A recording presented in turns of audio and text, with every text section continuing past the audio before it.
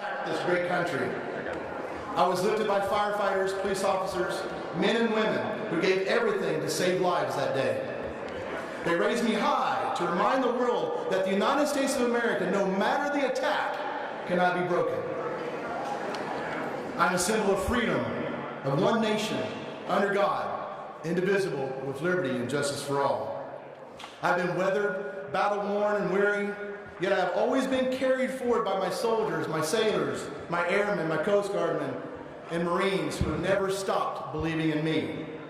I've been burned, torn, and trampled by foreign lands that I've helped free, but that doesn't break me. I've also been soiled and burned and torn trampled by people in my own country. It does break my heart when it comes from people who I served with the most, but still, I endure. But yet my greatest moments are still to come. They come when I'm torn into strips and used as bandages by the soldiers on the battlefield. They come when I'm lowered at half-mast to honor our fallen heroes. They come all too often when I rest in the trembling arms of a mom, a father, a wife, a husband, a fallen airman who has given the greatest sacrifice that this world can ever have. It is those great moments that I'm proud to be the flag of the United States of America. Again, my name is Old Glory. I am the flag of the United States of America, and I stand for freedom. So, if you guys are a veteran, please salute the flag tonight, stand at attention. As a civilian, please come to attention, place your right hand over your heart, and let's follow the Pledge of Allegiance.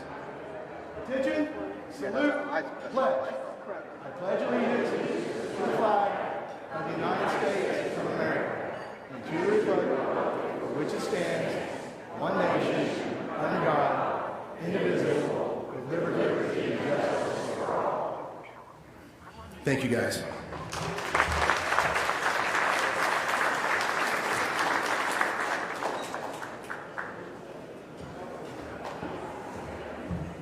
Good evening. Mr. Brown, thank you for your service. Would everybody please give Mr. Brown another round?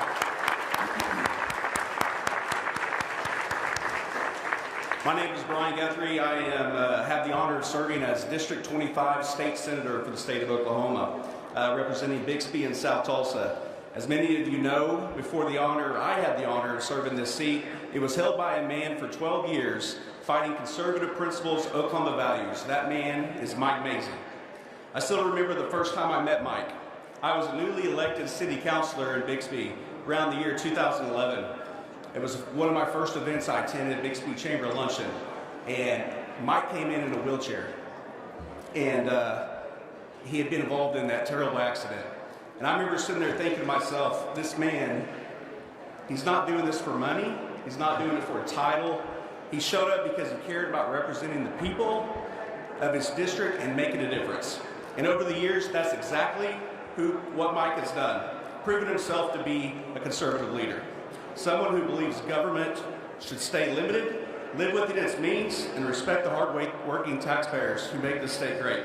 Long before it was politically popular, Mike was fighting for fiscal responsibility, lower taxes, and strong conservative leadership. More importantly, Mike understands Oklahoma. He understands our businesses, our families, communities, and the values that make this state strong. Oklahomans are ready for strong conservative leadership and a vision for the future of the state built on faith, freedom, and common sense values. And I believe that is exactly why Mike is running for governor, because he truly wants to make a difference for our state and our future generations. There's only one candidate in this race that has a plan to eliminate the state income tax. There's only one candidate in this race that has a plan to abolish property taxes for veterans and seniors.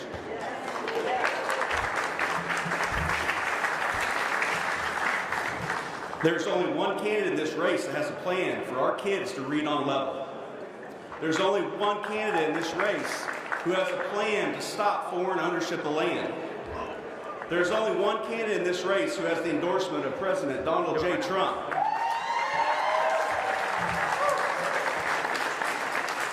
The endorsement of Secretary Mark Wayne Mullen. The endorsement of most of the conservative legislators in the state of Oklahoma who are here tonight. And there's only one candidate in this race that has the endorsement of the Oklahoma GOP. That candidate is Mike Mazie. Senate District 25 proudly stood with Mike for 12 years, and I am proud to stand alongside him here tonight to celebrate a victory. Please join me in welcoming my friend, former state senator, future governor of the state of Oklahoma, Mike Mazie.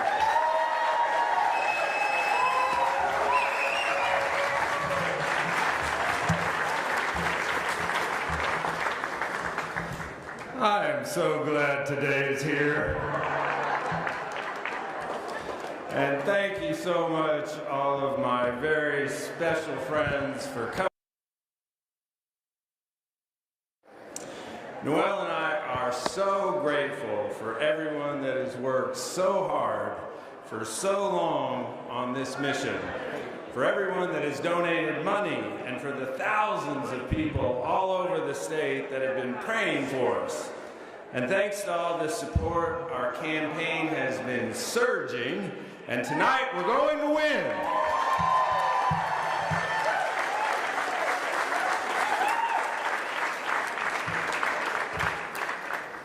We have come such a long way.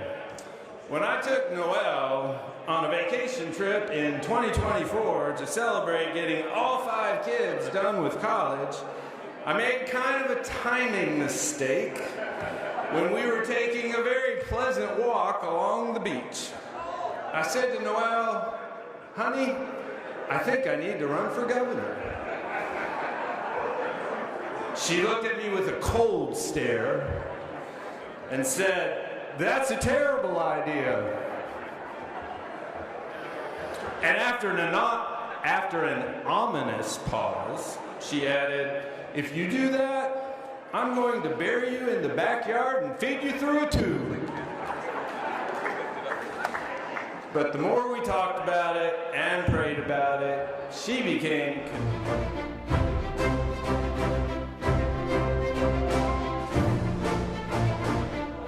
but for everyday Oklahomans. And once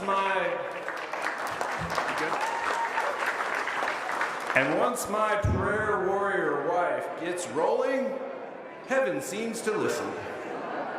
She even prayed that I would get the endorsement of President Trump for my birthday on May 30th before the June 16th primary, and well, you know what happened there.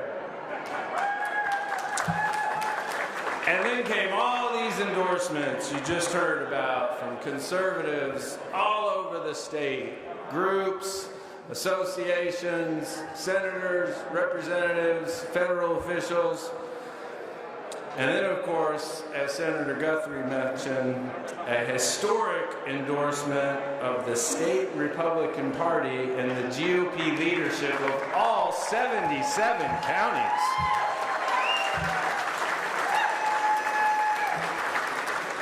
When true conservative Republicans lock hand in hand, my friends, we win the day.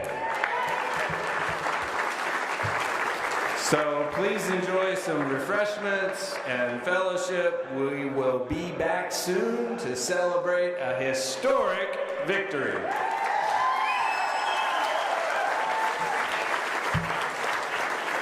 Terry, see you there. General, I see you right there. Keep me in line, General. Okay.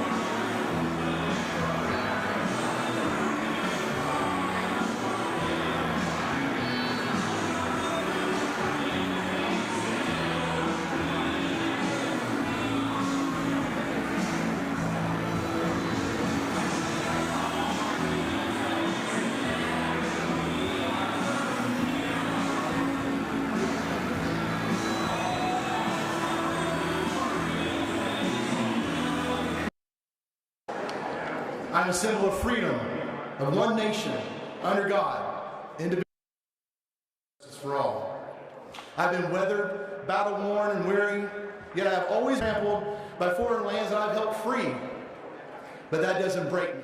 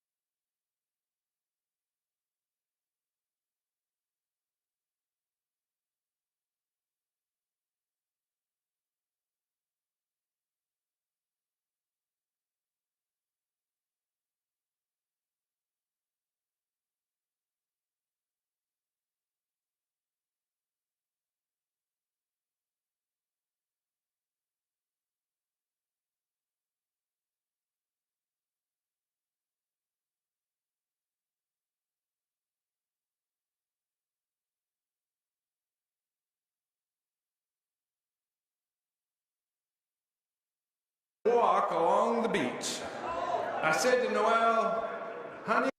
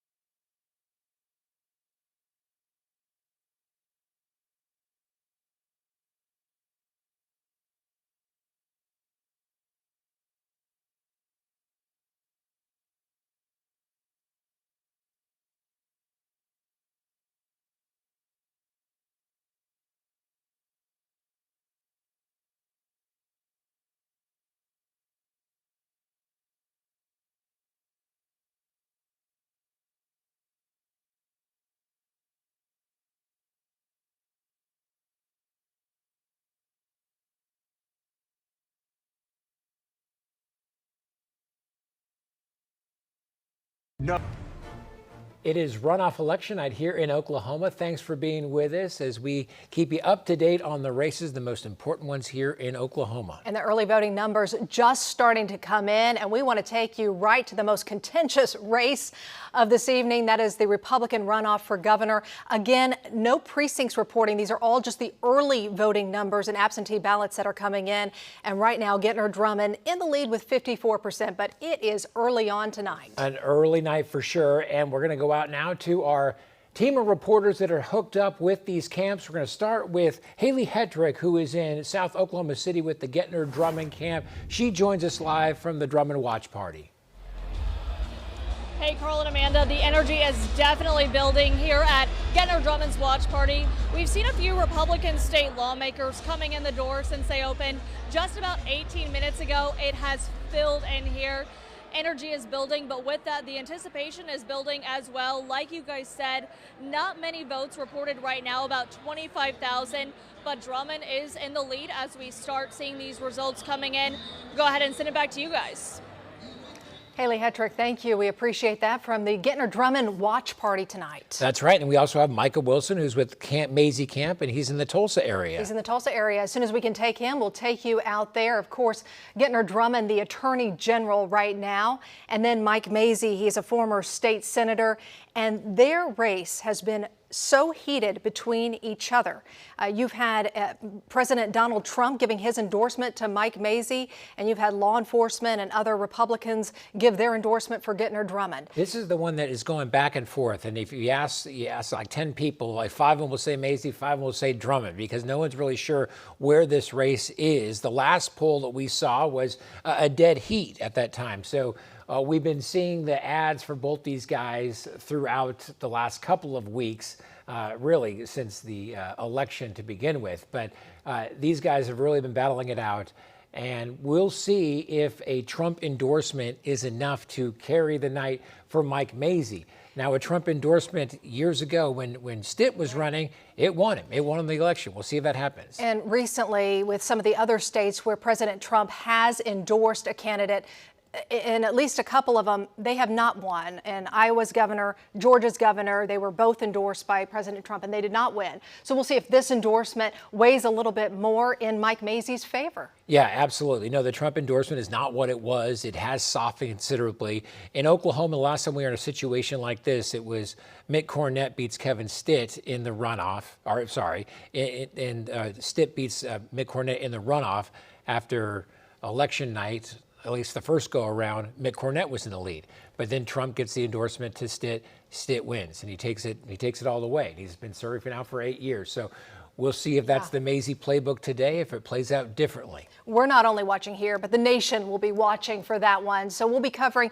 the governor's race, superintendent, Republican race, and the state questions. We'll be back with another update in just a few minutes. Or throughout the night. You'll see.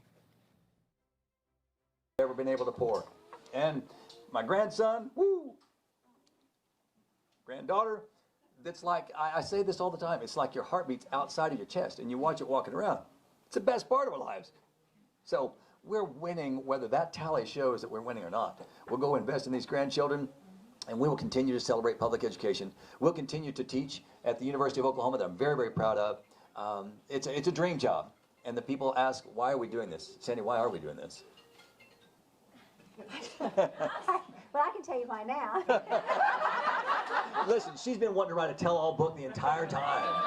It's coming. It's coming. Because we believe in public education, and we believe every Oklahoma child deserves the best education possible. That has never left our hearts. Every child. It doesn't matter where they go to school. They deserve our hearts. They deserve our care. We want them to be citizens, and we want them to stay in Oklahoma. And that's why we're doing this. No other reason, because we love public education, private education. We just love kids. Thank you very much. Sandy does a much better job on the campaign trail. The consultants don't have to check her. They have to check me. But all that to say, we've been in some places where folks, again, have given up, but we've tried to remind them that it's not time to give up. It's time to get started. And so I've got an old buddy back there who's also in the Education Hall of Fame, Lloyd Snow, who's a mentor of mine, and he says, when you're in a hole, stop digging. It's time for us to start climbing. So with all that said, guys, let's enjoy the night. Have fun Enjoy the results that come back, whether, again, they're in our favor or not. Let's not get our minds completely lost on that thing. Let's find some joy in life. The joy of life is in the journey, and that has been one of the things that we will take away from this. We've met friends that we never would have met before who have been absolutely so loyal and so passionate about the work. And I think the reason that they're friends is because they believe in the same things we do, and they're trying as hard as they are, even sometimes harder than I am. So, again, folks, we appreciate you guys being here. Let's enjoy some refreshments and enjoy one another's company, and we'll see what this result looks like here in just a little while, okay? Up by 17. Oh, okay. I don't know what that means, but here we go. Here we go. Let's take that to the next level. I don't know what that means, but let's keep on rocking. I'm not a politician. I don't get it, but we'll figure it out, okay? Somebody will tell me. See you guys.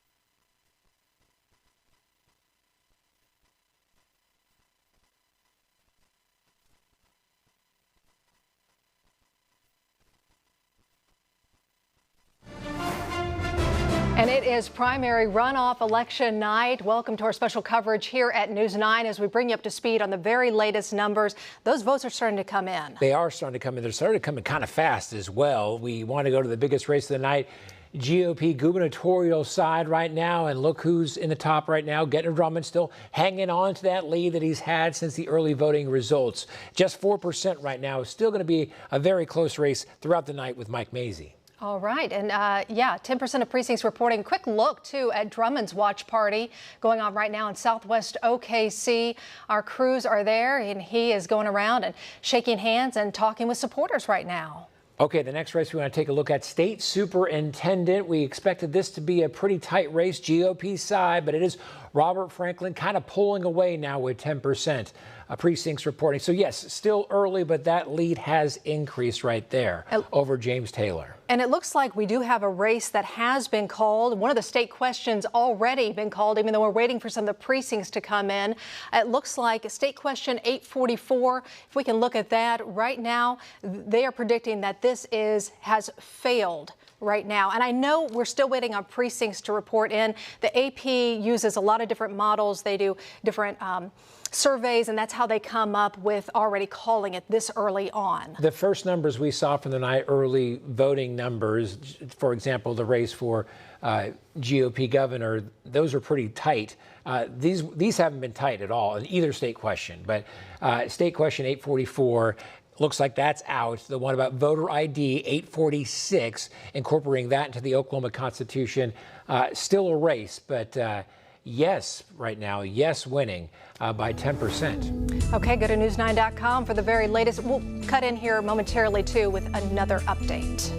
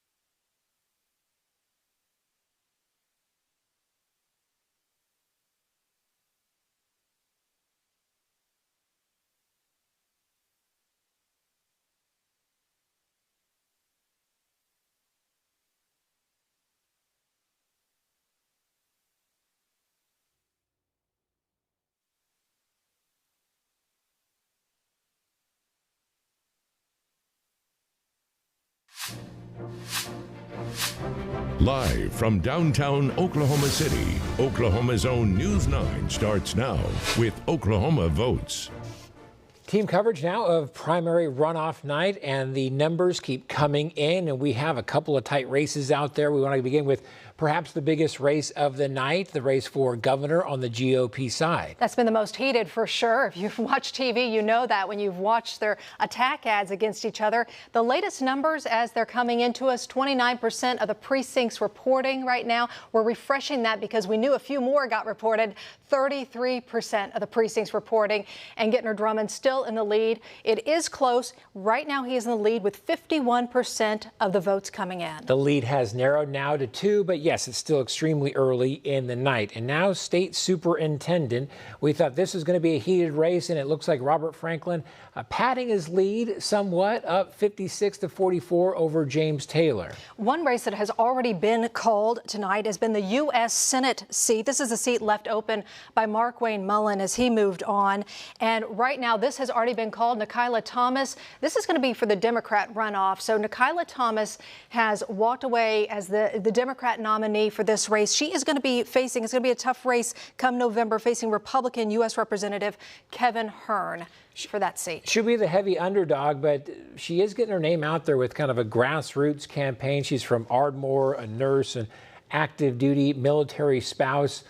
She might not win U.S. Senate come November, likely won't, but just getting her name out there, perhaps an office might open up later down the road, as she makes a pretty strong showing tonight over Jim Priest. And that race has already been called. Now, we are still watching the insurance commissioner race. Here's a look at the very latest numbers, 37% of the precincts reporting. And Bob Sullivan, who is an insurance agent, right now he is in the lead with 55%. And labor commissioner, we have Kevin West and we have John Pfeiffer. And Kevin West right now is in the lead, pretty commanding lead, but again, still pretty early, a race between two state reps. Keep it right here on News 9 for the very latest in election coverage.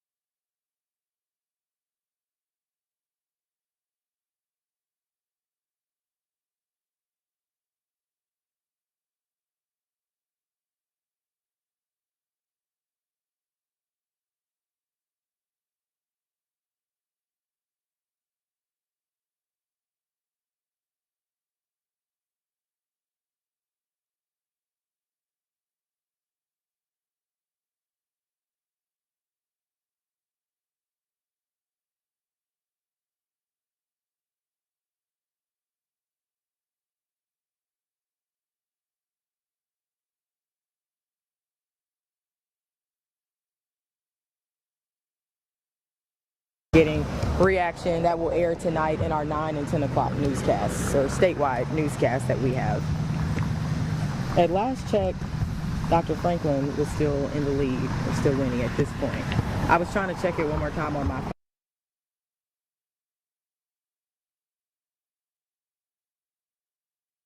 Yeah.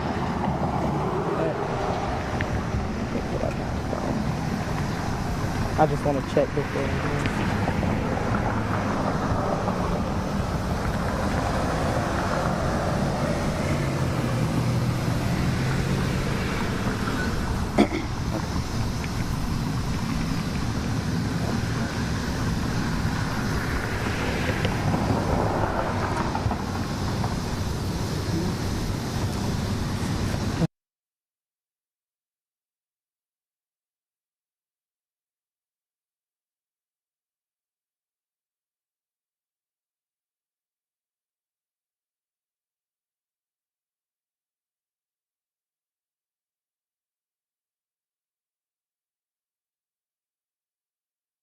Could you just say and spell your first and last name for me? Jennetta, Jennettie, Marshall, Marshall. Okay. My first question to you is why? I want to be state superintendent because I believe there is work to be done. I have demonstrated that I can be focused on what is best for children, for teachers, and for Oklahoma by the work that I did with Tulsa Public Schools. And I believe that there is a carryover that needs to go to the state, that we can move education from 50th to a more excellent education in the top 10 for our children.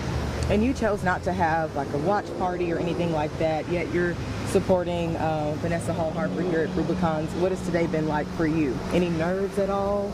I know you're not on the ballot today, but just curious. Well, today has been about business. I just returned from the Capitol. I sat in and participated in an interim study for the supporters of families with sickle cell disease, understanding that we have children within our school system that needs any type of accommodations because they have that disease. And so I go to places and spaces that I can work and try to change things. So the day for me has been working on behalf of our children of the state. Yeah, and as I said, Dr. Franklin is in the lead right now with 55% of the votes. What are your thoughts on that? My thoughts are that the people will speak tonight within the Republican Party as to who they desire to be their nominee.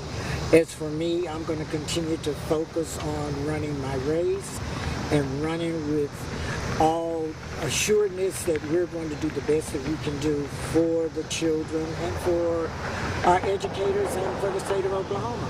Yeah, when people see you two on the ballot in November, why should they vote for Dr. Marshall? What sets you apart? They should vote for Dr. Marshall because Dr. Marshall sat on a Tulsa Public School Board in a governance and an administrative position. She took the hard punches, she took the naysayers, and she stood and she fought for what is right. That's why right now there's almost $5 million that has been exposed as misappropriated from that school district, which hurts our children. That's why we have air conditioning units not in, that's why we have roofing that was not done.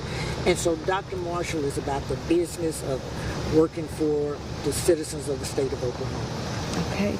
And if you were to win, what strategies are you focusing on first?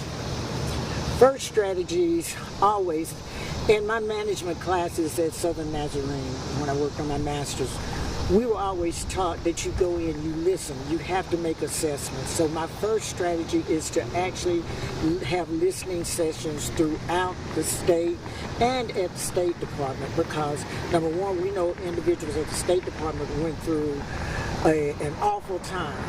I have to see where they are and meet them at that place to see if they are ready, willing, and able to move forward and help plot a path for them to move forward and then begin to have discussions with the individuals within the education communities throughout the state, whether it's rural Oklahoma or suburban or urban Oklahoma. Those conversations must take place because we need to begin to implement a rigorous course of change for transformative education. Finally, as I said, this will air tonight at 9 and 10. Is there any message particularly that you want to go out when people see just your reaction to this win, which looks like it's going to go to Robert Franklin for the Republican nominee?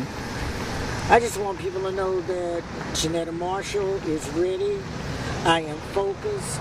I am consistent in what I do, and I am ready to work for the citizens of this state to change education. Okay. Thank you so much for your time. Thank you. Mm-hmm.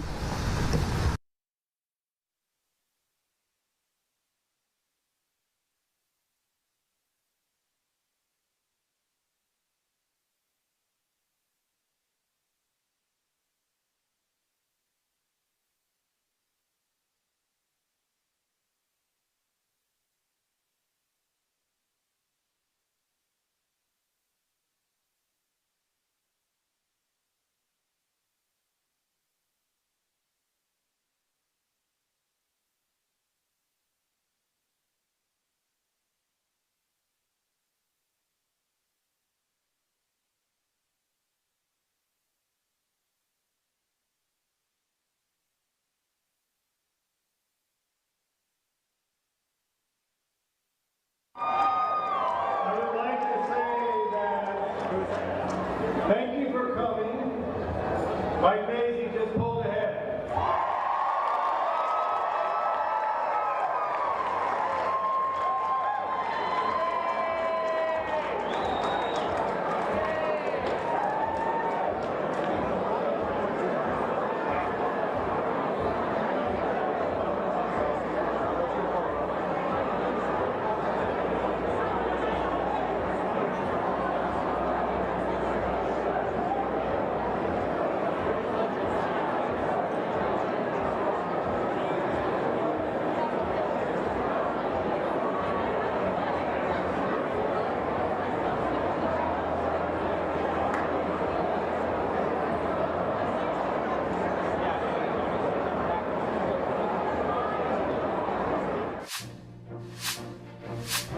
Live from downtown Oklahoma City, Oklahoma's own News 9 starts now with Oklahoma Votes. And we knew it was going to be an interesting runoff night, and that is proving to be the case. In fact, the leader in one of the top races we've all been watching has just changed. That's right. We now have Mike Mazie ahead of Gettner Drummond. The difference there, 411 votes right now. So this would be Mazie's first lead of the night as we watch these numbers come in with 53% of the precincts reporting. Our political analyst Scott Mitchell is joining us now to give us some insight. Scott, your initial take on that. It's been said for generations. People go, but where are these votes coming from? Yeah. We just don't know. Okay, so typically what happens in Oklahoma, where do we get the votes last? Where do we get them first? Big boxes tend to come in last, but you don't know. In the rural areas, we're looking at maps that indicate the outstanding vote. Well, it looks more urban than country, right? Yeah. It's amazing strength. So when we see 3,000 or 4,000 votes changes like that, that's a big box that came in. There's a lot of huge boxes out there in urban areas, Oklahoma City, Tulsa. Those are probably Drummond strongholds. We just, hey, somebody's already won. We're just, some people are counting slower than others, right? Yeah. We already know that somebody's won, but it is forever. It's that. Where are the votes and where are they coming in? We'll know in about an hour. And it just If we can show the numbers one more time, because this is how the night is going to be going, right, Carl? That's right. Now Gettner Drummond has the lead. Okay, so now he's in the lead. Just do the math there. What is that? That 30, means 38 votes? Yeah, it's going to be this way. And this is what happened on primary night. Yeah. Okay, back and forth in the lead. And that's why this race will not be called. Don't go to bed early. No, I thought we might have winner by 8, but that's ridiculous, right? Probably by 9 we'll have a trend.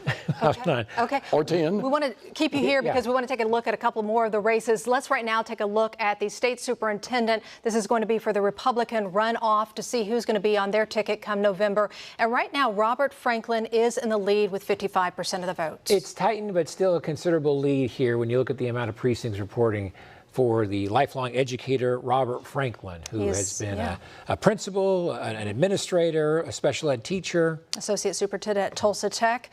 We'll bring Scott back in on this. Scott, your take on that? A pretty good lead. I would expect right now that Mr. Franklin's going to pull that one out, but just 50%. But man, 20,000 votes in that race, that's pretty hard to make up. No, for sure. All right. And the next one I want to show you is Insurance Commissioner. Scott, you were saying before the night started that this was a hot race to watch just because of the job title. Basically, what the responsibilities that come with being the Insurance Commissioner now here in Oklahoma, and Bob Sullivan is in the lead still. Pretty good lead right now for Bob Sullivan. I think his message was very direct. And again, when you hear a direct message about that, I'll take care of these insurance companies are ripping you off. I'm the one that can stop that. And then the State Farm documents came out this weekend. That sharpened the message. And he jumped on the State Farm documents. He sure did. Yeah. He sure did. He's an insurance agent, too, so he was campaigning on that as well. Okay, let's take one last look, if we can, back at the governor's numbers, just so that we can refresh that and see if anything has changed there. And as expected, this is going to be back and forth. We're having some flip-flopping of the Republican primary runoff race tonight. Okay, so now we have Maisie in the lead now. It's changed 3 times since we've been in this cut-in. Okay. Okay, 3 times. And we're just trying to figure out where the votes are coming in. And right now we're getting a mix of urban and suburban. Nathan Elliott will figure it out.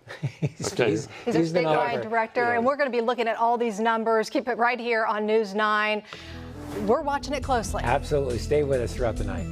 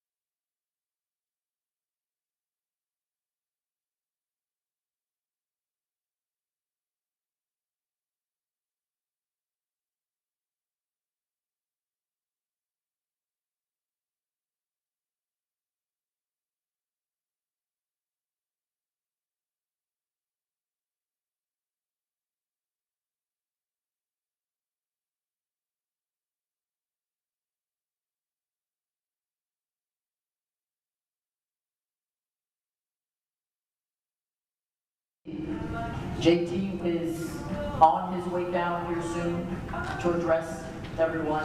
We're still waiting on some vote to come in. Still seems like there's about maybe 100,000 votes still out there. Yeah. So there's conflicting messages going on in the news. Some are trying to call it, some aren't calling it. Y'all are God believing people. Y'all are God believing people. And one of the things when we prayed, we said, may God's will be done. And so sometimes things happen that we don't necessarily understand why they happen. But y'all are God-fearing people. I know y'all are going to continue to pray as they continue to count the vote as the vote comes in. JT is on his way down to address the crowd, folks. We thank you all for being here. We thank you all for the support. Oklahoma is still in God's hands. This is still God's country. And so we're not going to let something like this cause any outbreak just yet. But JT is on his way down, folks. Sit tight, hold tight. There's still vote out there, and let's see what happens.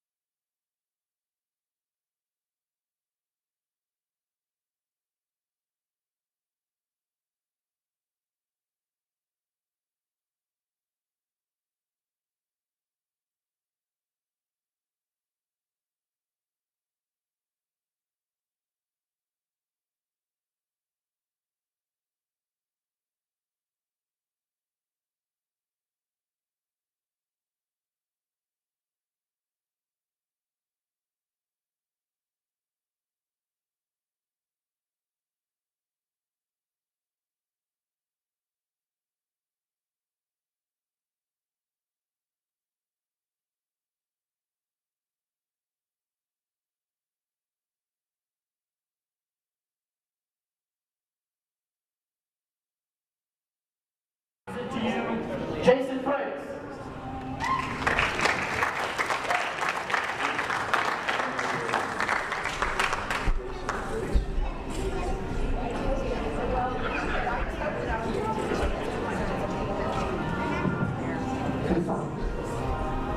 Well, ladies and gentlemen, tonight is not necessarily the outcome we wanted.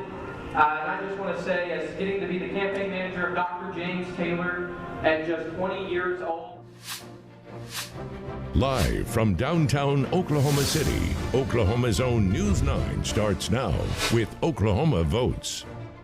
And it has been an exciting election night. In fact, we're just getting some more races that have been called, and a big one has just been called within the last couple of minutes. For state superintendent is Robert Franklin, lifelong educator. He wins. He had a great night tonight, pulling away early from James Taylor to win. He is was a special education teacher, a principal, basically has held every position in education, teaches at OU Tulsa right now, but he's the winner tonight and will move on to the November election. He is supported by a lot of educators. He has his doctorate in education, and a race that keeps going back and forth. Let's take a look at the GOP Republican runoff race right here for governor.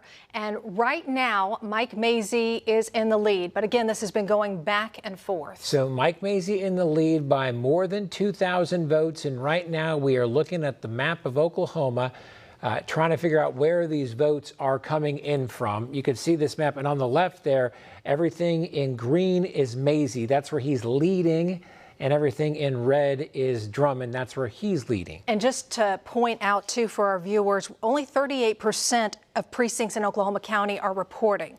So we're still waiting on a big number from Oklahoma County, and about the same in Tulsa County as well. So we'll see how that plays out for the two candidates as well. And the feeling is that Drummond is going to do well in the urban areas, in Tulsa, in Oklahoma City. So we'll see how well he does. Is it enough to get over a 2,000 vote mark right now? These are the two watch parties going on for Mazzei and Drummond in Tulsa and in Oklahoma City. One thing that has already been called tonight, another state question 846. This has to do. I called Robert Franklin already and just congratulated him. And I want to thank every one of you guys for being here, for supporting, and to let this young man know there's not going to be another chance. I'm not doing this again.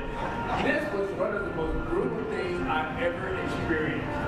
And since the runoff, I have never been called more names, been lied about, been told that I was something that I was not, was told to do things that's usually impossible to do to yourself. It's just amazing what was going on.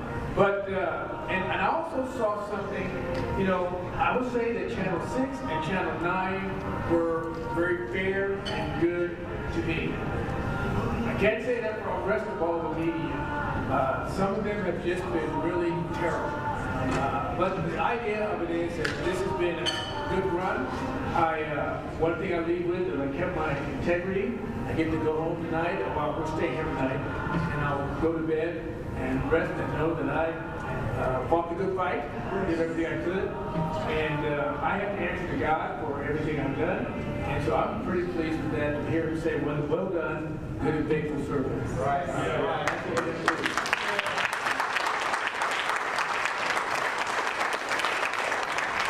I really do hope that Mr. Mazzei wins this thing. Yeah.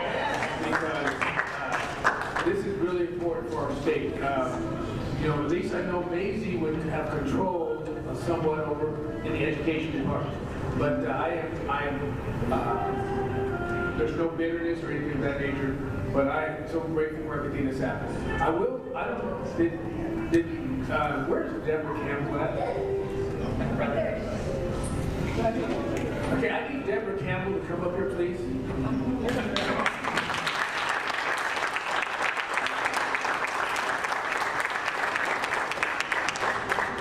Like this kind of stuff, but the reason why we actually got to this point was because of Deborah Campbell.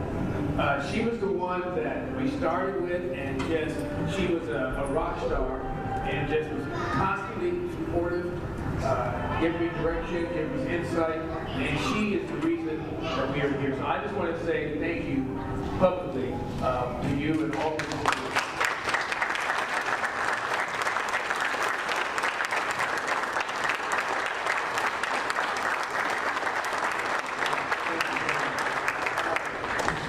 I got the chance to meet Patrick here, and you guys, I don't know if those who are here in prayer, prayer warriors.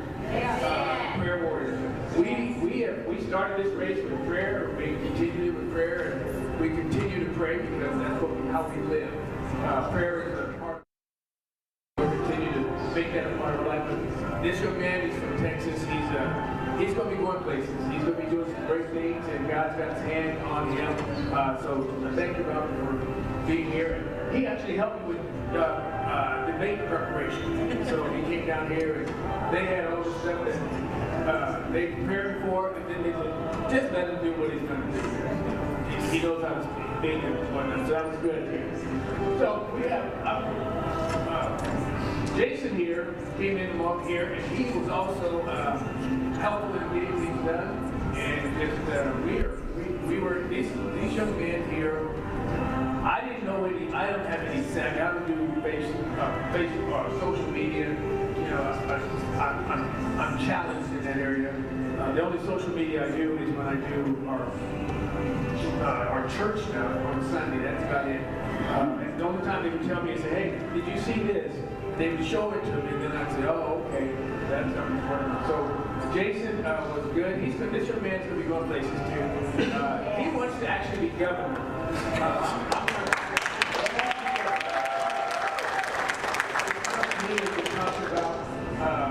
Since he was, you know who his mentor is? John Bennett. So, that's his mentor. We have had a lot of people that have been helpful to us.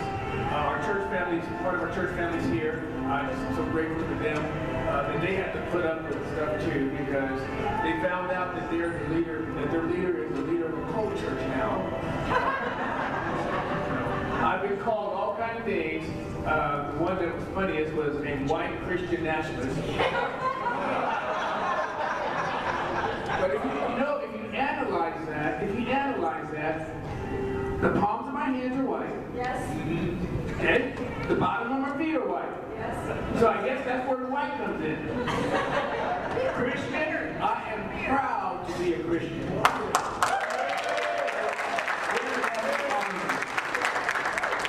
And nationalists, guess what? I really believe that this is the greatest country on the face of the earth. And I believe that we should prioritize American citizens and those who are not American citizens. So in essence, I guess I'm guilty as charged. So, but the reality is, I serve the Lord Jesus Christ, and I will continue to serve Him.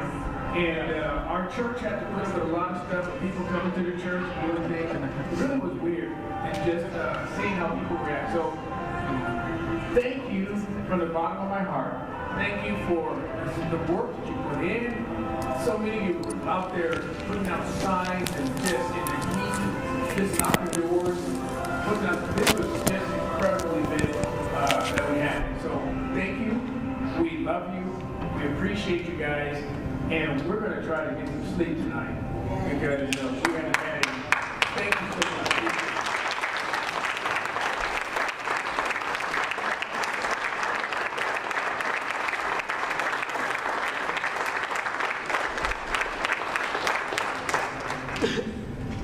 I just want to tell you. Can you hear me now? Yes. Well, I want to tell you.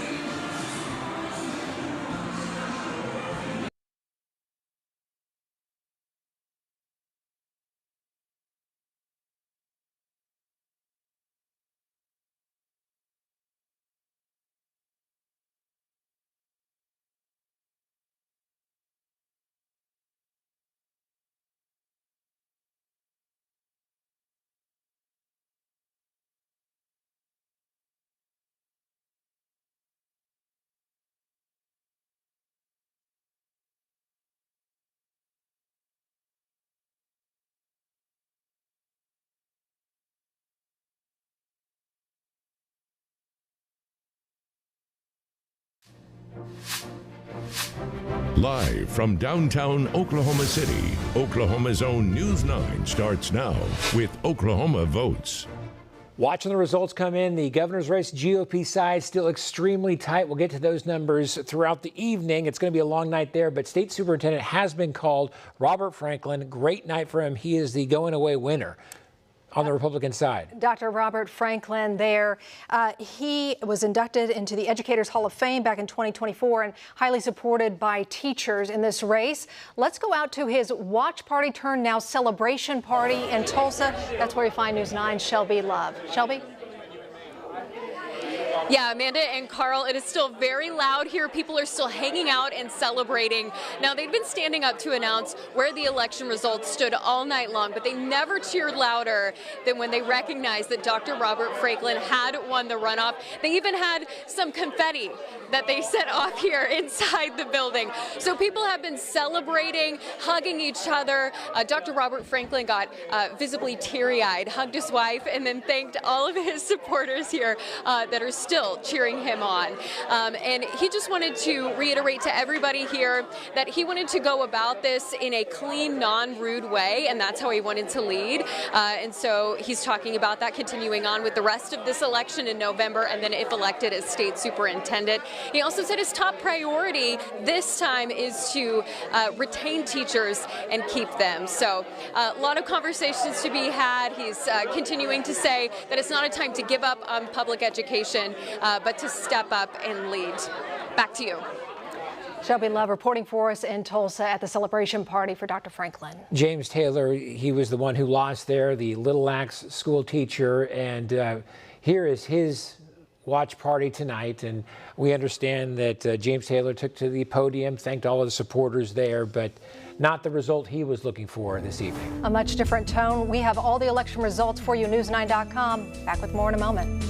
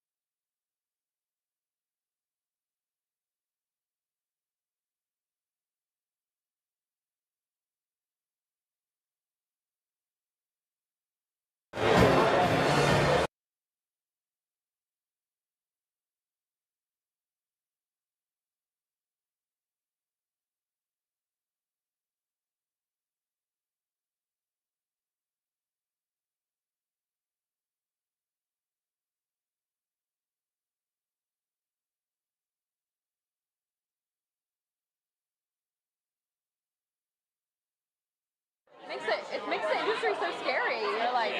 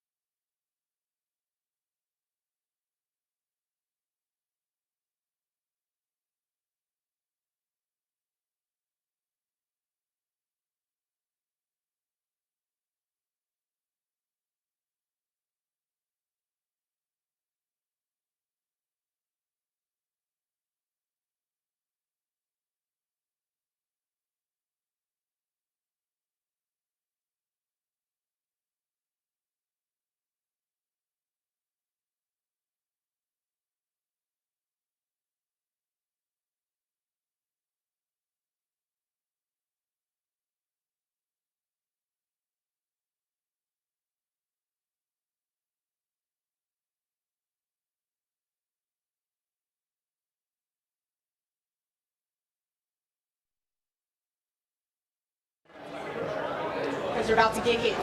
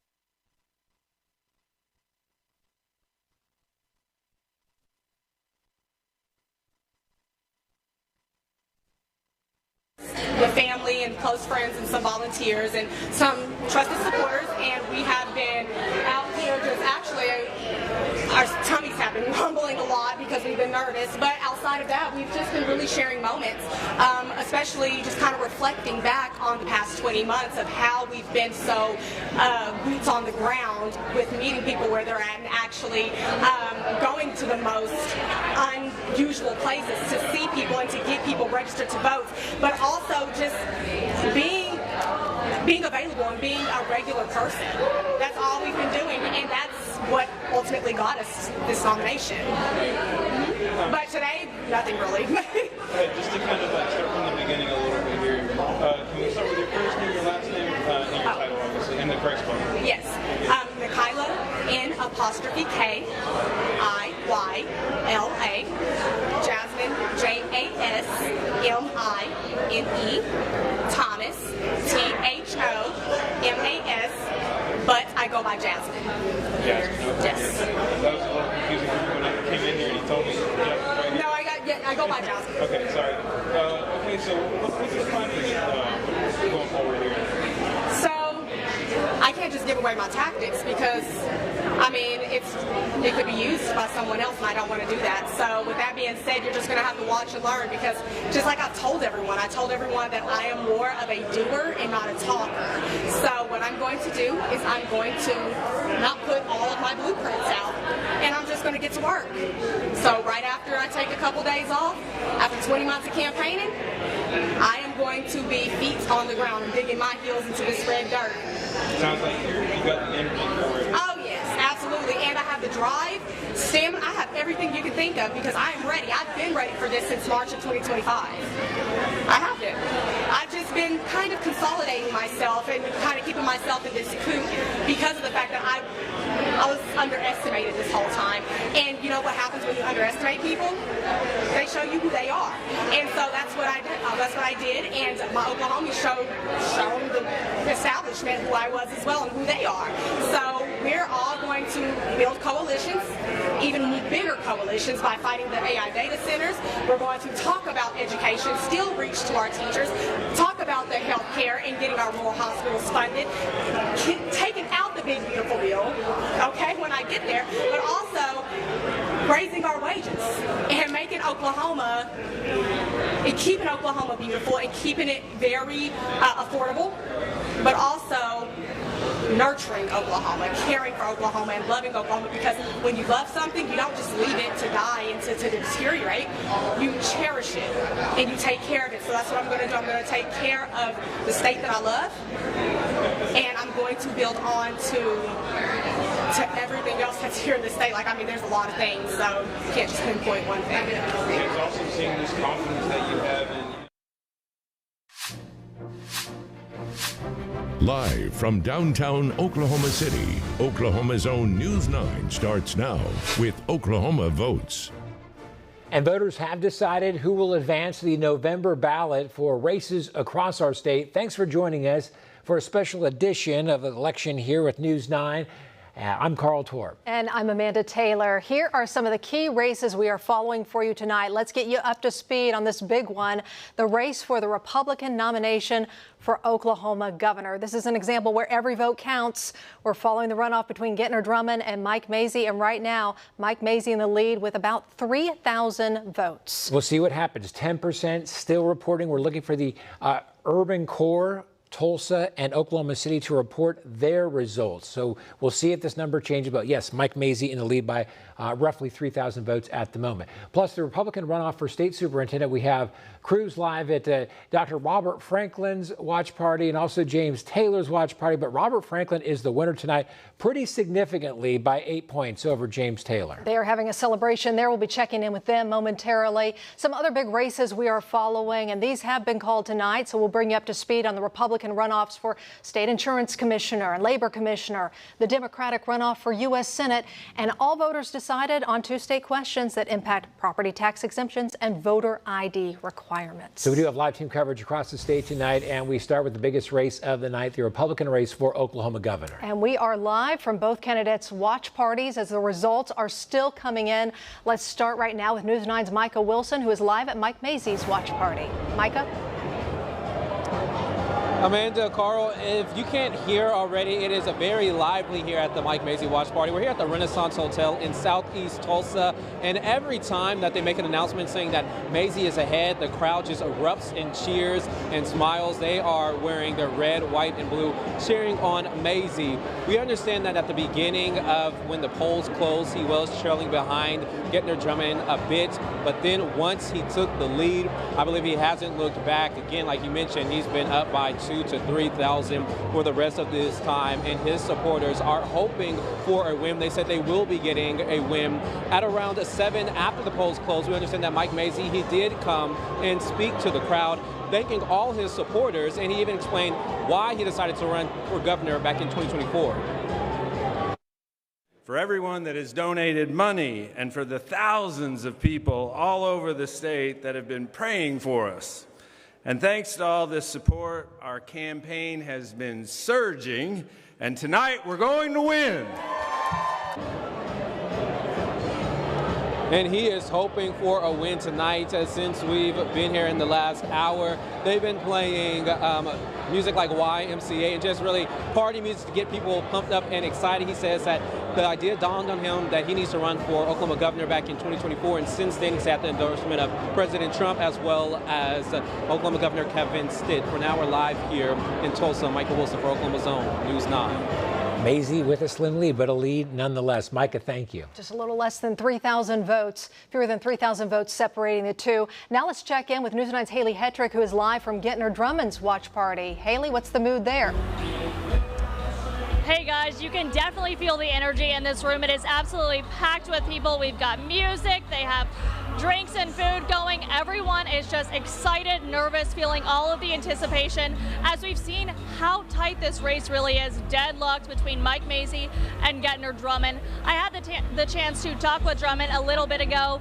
He's been back behind the scenes with family and friends waiting for this news to come out. I'm sure just refreshing this link every second as we see how tight it's been. But we had the chance to talk with Drummond in our recent debate. Here's what he had to say to voters about why he should be the next governor of Oklahoma.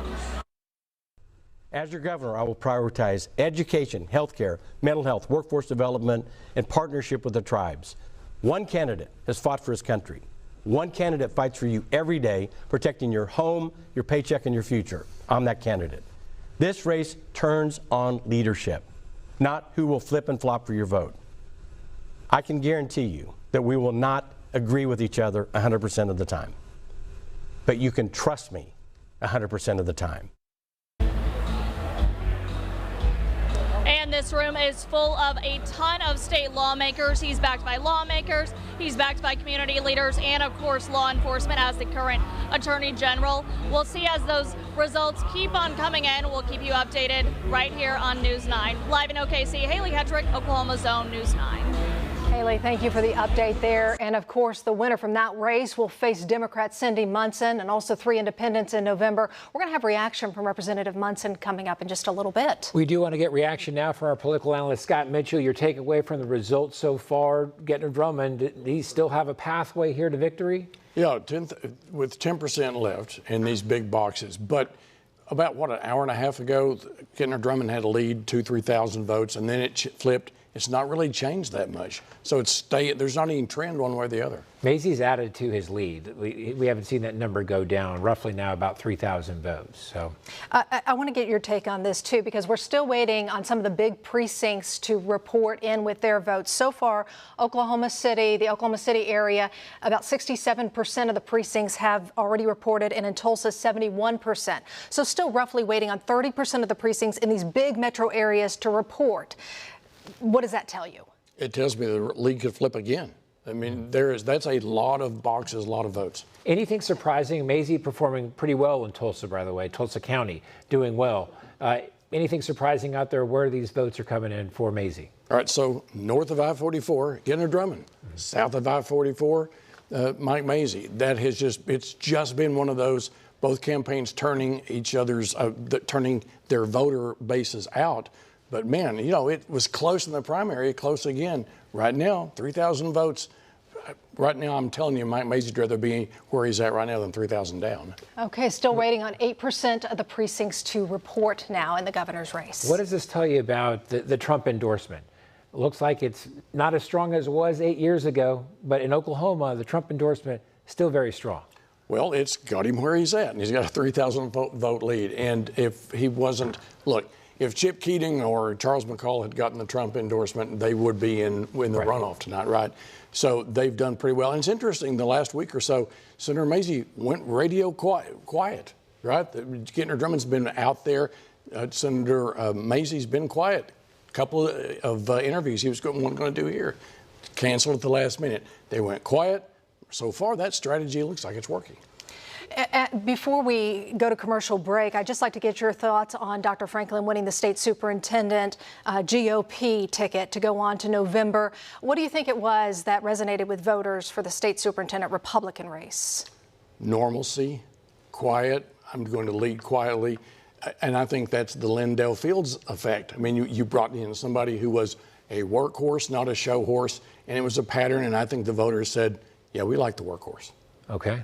Something different. We'll hear from you throughout the night. All right, Scott, we appreciate it. Keep it right here on News 9. We also have the very latest numbers on news9.com, but after this short break, we'll have more continuous team coverage of our election results.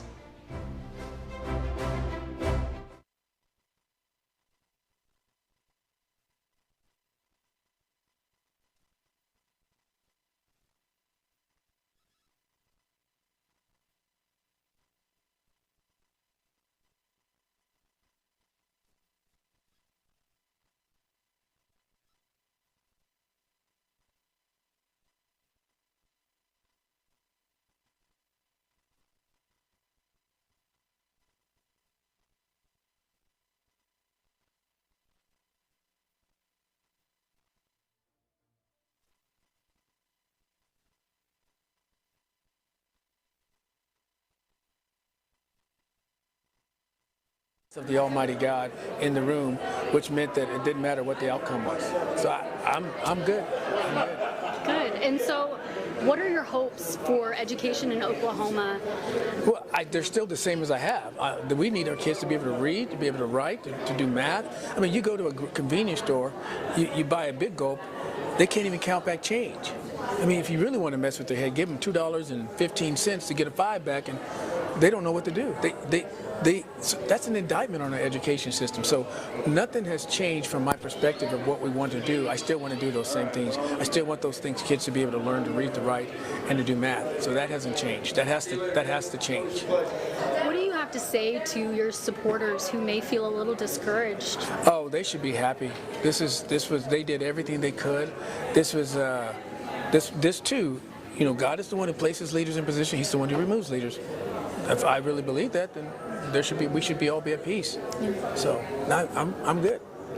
What's next for you? Sleep.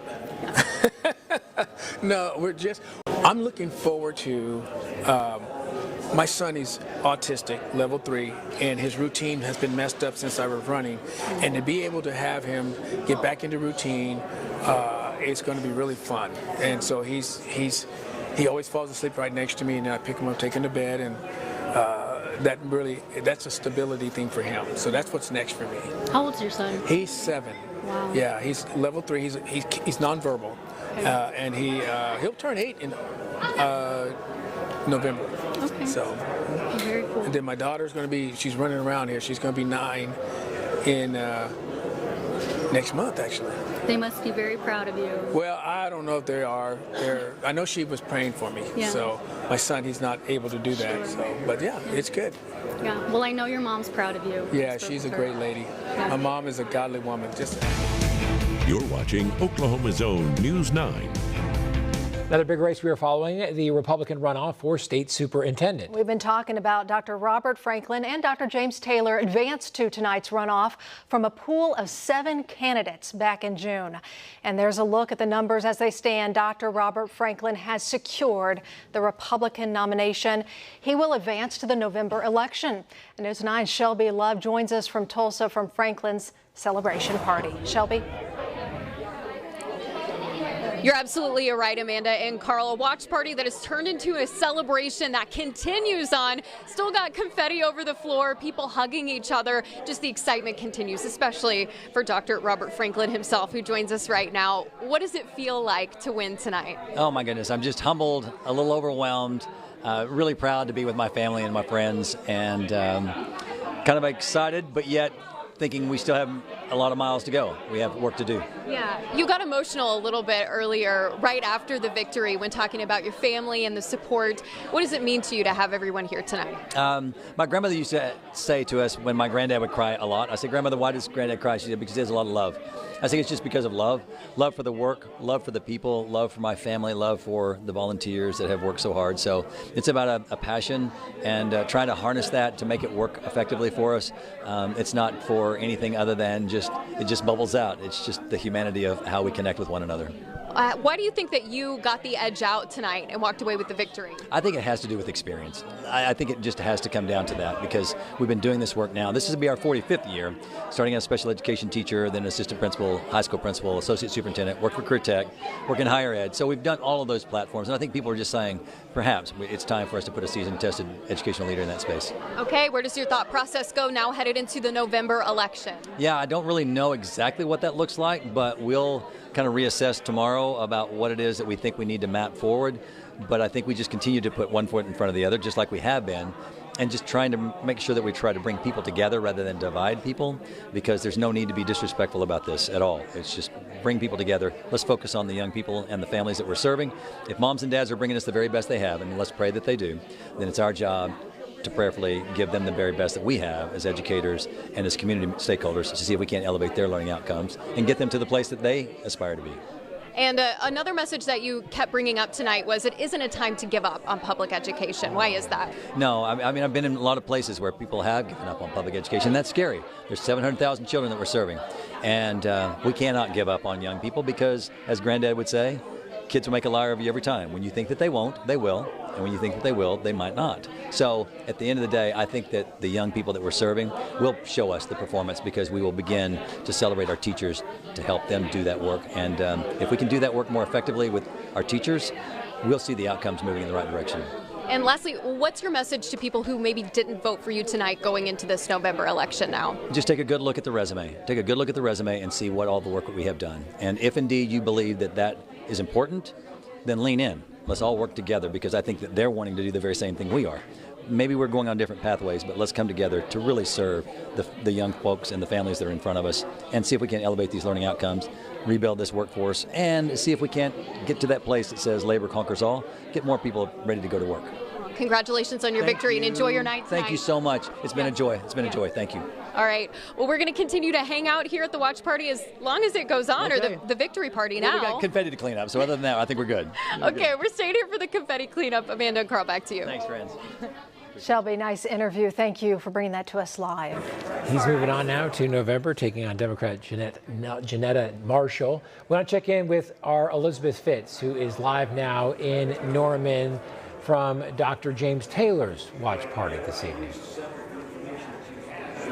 That's right, Carl, Amanda. I'm at Dr. James Taylor's watch party, and finally there are people here, but unfortunately the results did not pan out in his favor.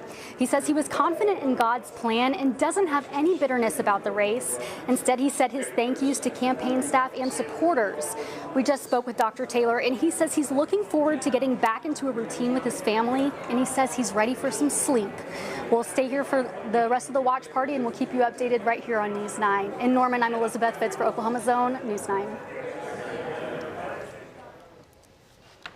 Elizabeth, thank you so much from Dr. James Taylor watch party. We appreciate that. Well, coming up after the break, voters decide against a state question over tax money. We'll have the results and the impact of that vote. Plus, the race to become Oklahoma's next insurance commissioner. Our team coverage continues after this short break.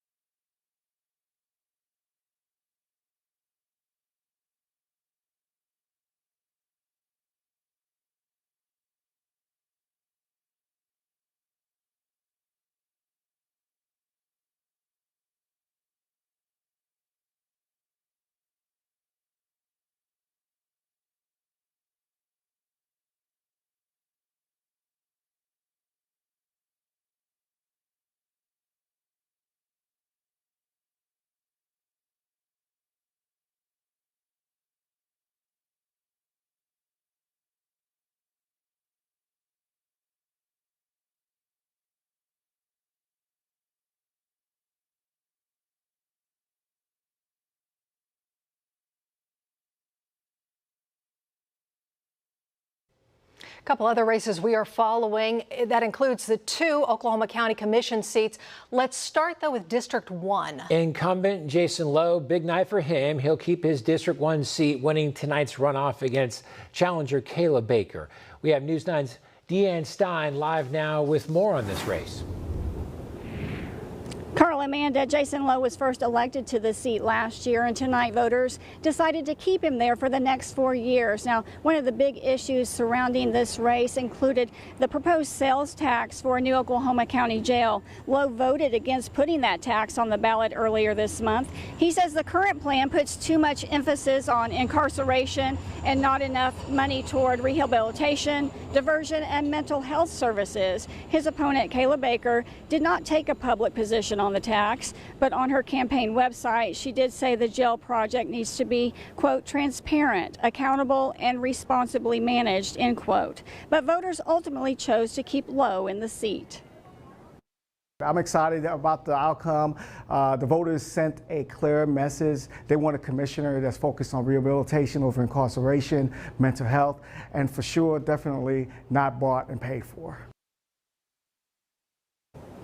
Now, Lowe says he spoke with Kayla Baker just moments ago, and she congratulated him on the win. And he told me that he did wish her well, this being her first run for a political office. Now, with no Republican candidate, this means Lowe's win tonight will keep him in that seat for the next 4 years. Live in Oklahoma City, Deanne Stein, Oklahoma's Own, News 9. Deanne, thank you. And that is District 1, which covers central and eastern parts of Oklahoma County. Now, this is a look for the Republican runoff for District 3. This covers Arcadia, Edmond, Luther, and Oklahoma City.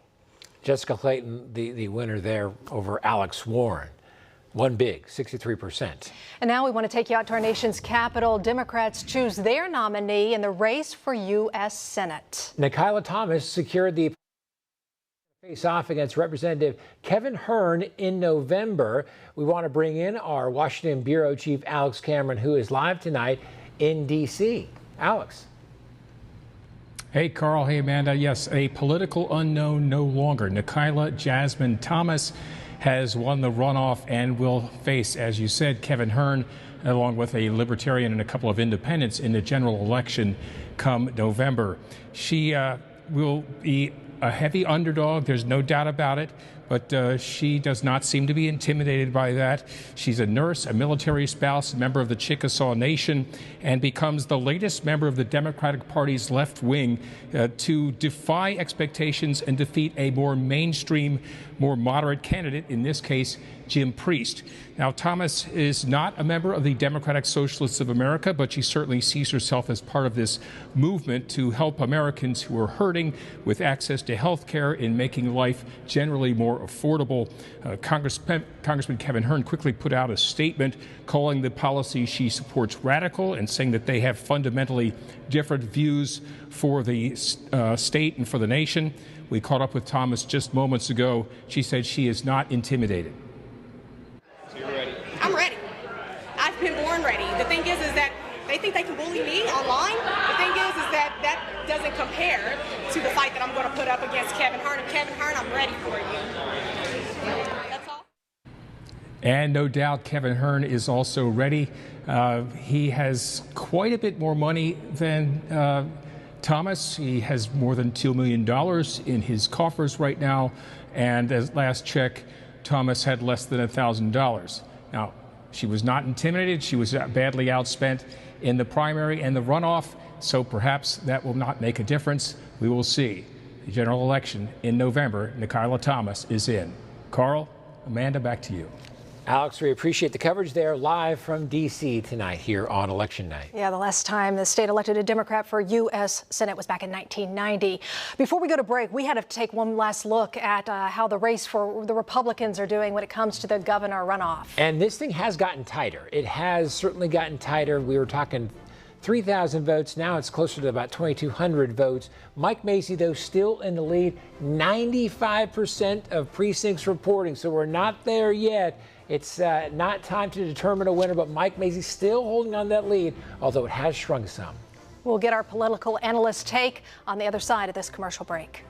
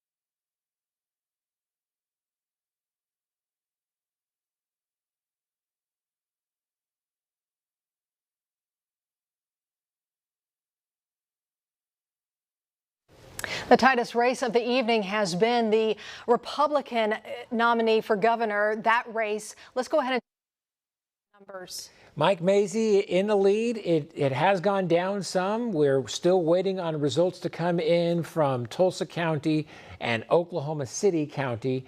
We have our political analyst Scott Mitchell joining us now. And Scott, I know you got the phones working here. We're looking at all the maps showing where these numbers are coming in from. What are you thinking right now? I'm thinking down the stretch they come. All right, 64 boxes. So at this point, Gentner Drummonds need to win them by about 40 votes every precinct, okay? He went ahead in Tulsa, Gentner Drummond. Okay, so yeah, down the stretch, buckle up. This could go right down to one of those 4 or 5 vote deals. So Mazzei, though, was in the lead in Tulsa County up until just a few moments ago. Yeah. So does that tell you anything that he's performing pretty well in Tulsa County? Well, he's overperformed in Tulsa County, but what it tells me is everybody got their votes out. This is incredible. We're now down to a city council size lead for Mike Mazzei for a statewide race. This is incredible. And Nathan just pointed out, Nathan Alley, who's the guru of the numbers now, just pointed out that it's almost the same vote total for the 4 back in the primary as for the 2 tonight.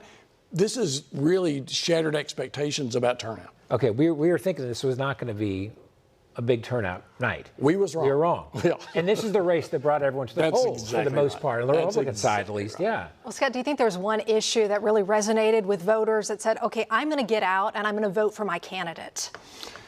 Well, we'll be taking that one apart for a couple of weeks. But obviously, Trump endorsement and the State Farm story didn't stick to Mike Mazzei, but it did to Marty Quinn, okay? And I'm just telling you, going down the stretch, Senator Mazzei went quiet, and that seems, and there was no faux pas, no mess-ups. That was a pretty good strategy, it appears. He must have felt good at where he was at that point in the race. How come the State Farm thing didn't play out as strongly for Gentner Drummond? I would think that he could jump on this thing at the last minute and really pick up some momentum going into Election Day. Easy answer. The State Farm story broke after 5 o'clock on a Friday, okay? Other media besides us did not pick it up for almost 72 hours. But if you're the Drummond campaign, aren't you circling the wagons here over the weekend and saying, hey, come Monday morning, I'm going to talk about this nonstop? There were so many issues. I can't look back and say that they did this right or did that wrong. If Gentner Drummond gets 2 more votes than Mike Mazzei, then they did exactly right. Exactly. But it just seemed like maybe a missed opportunity when Gentner Drummond had ads out saying that Mike Mazzei sided with State Farm and he fought State Farm. And State Farm loses big in court, having to turn over documents. Well, it also might be that media was quiet for 72 hours. Present company excluded, right? I mean, this story, really, we didn't start seeing stories about it until Monday at noon. And Bob Sullivan won because of this issue. Okay? Okay. Can we just talk about how much money has been poured into these campaigns and the ads? So the latest numbers that came out, Oklahoma candidates spent $84 million on advertising this election season, $53 million from the governor's race. Do you think that played a huge role? I'm looking at those numbers right now. If you're Mike Mazzei, every nickel was perfect. Because he gave himself a big personal loan, greater than we've ever seen any candidate. Unbelievable. He leveraged himself, okay?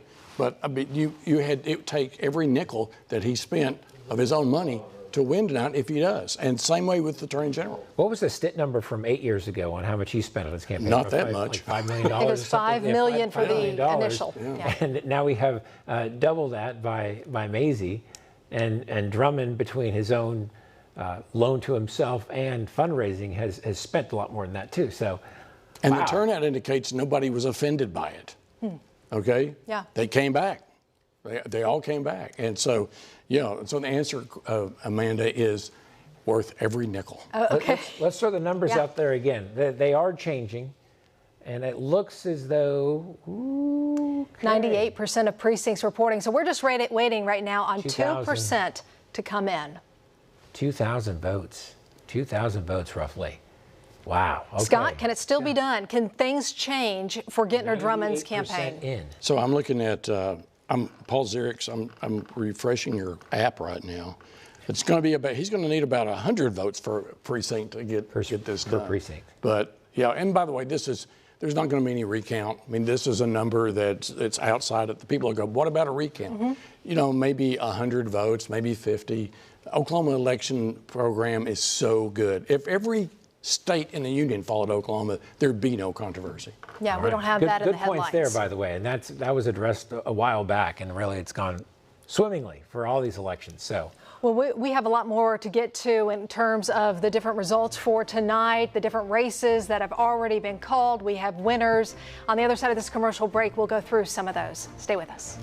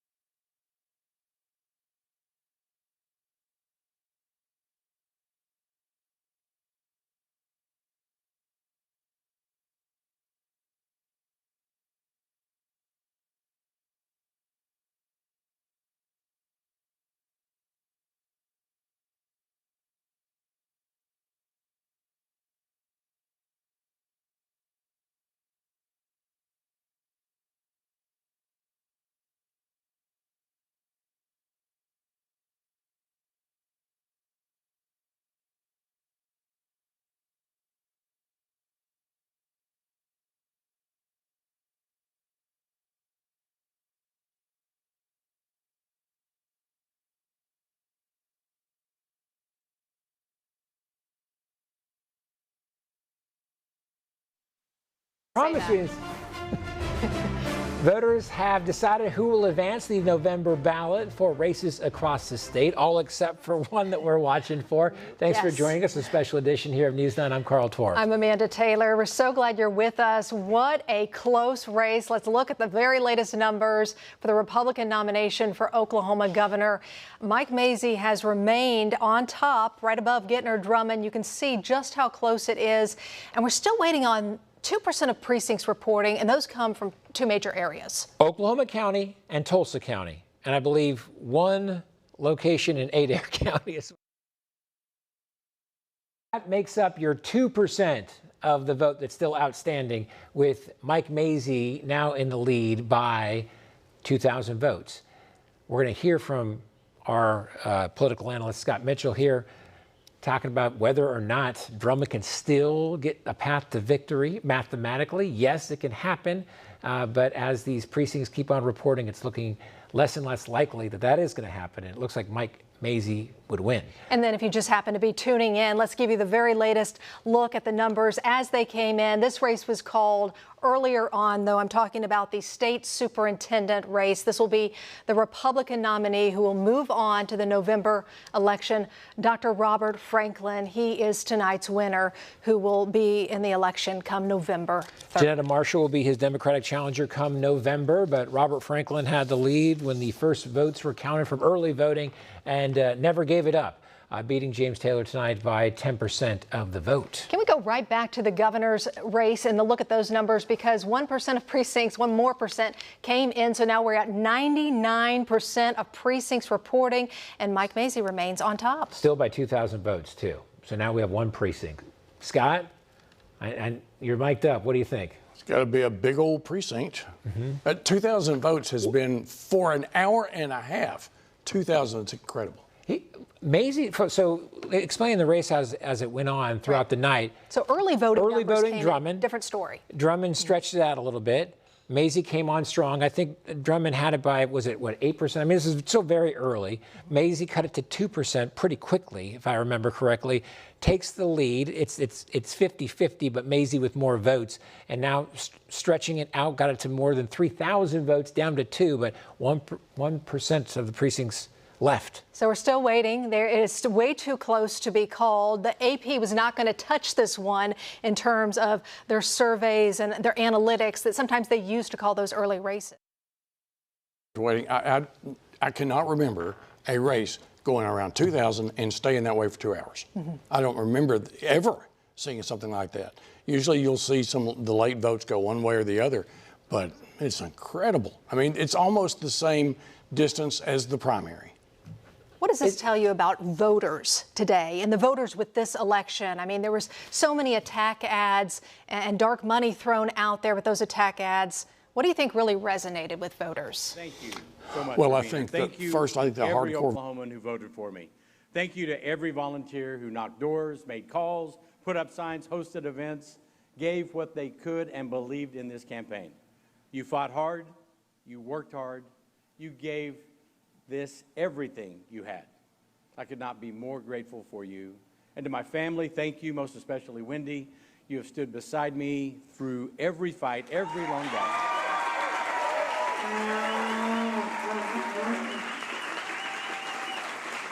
Every mile of this campaign. Wendy, I love you, and I would never be able to adequately thank you for what you've done. To my children, Kate, Alexander, Madeline, Jack, Finn, Aiden, your beautiful spouses and your children, thank you for withstanding the scrutiny and the attacks and for loving me regardless. Tonight, thank you. Tonight, the voters have spoken. It is not the outcome that we wanted, and it sure was not the outcome we worked for. But I've worn the uniform of this country. I've sworn an oath to its Constitution, and I believe deeply in the right of the people to choose their leaders. So tonight, I respect their decisions. Mr. Mazie, tonight I wish you and your family well. Now you have to show up. You have to show up for the teachers who walk Oklahoma classrooms every morning. You have to show up for the police officers, the firefighters, the first responders who put their lives on the line for people they've never met. You have to show up for the public servants who keep the state moving. You have to show up for the rural hospitals, fighting to keep their doors open. You have to show up for the families desperately searching for mental health treatment for someone they love. You have to show up for the farmers and ranchers, the small business owners, and the working families. And you have to show up for the Oklahomans who didn't vote for you, just as surely as you show up for the ones who did. That's a job. The governor doesn't work for the wealthy. The governor doesn't work for special interests. The governor doesn't work for the people who can write the largest campaign checks or hire the most expensive lobbyists. The governor works for the people of Oklahoma, all of them. And Mike, the people of this state should hold you to that standard.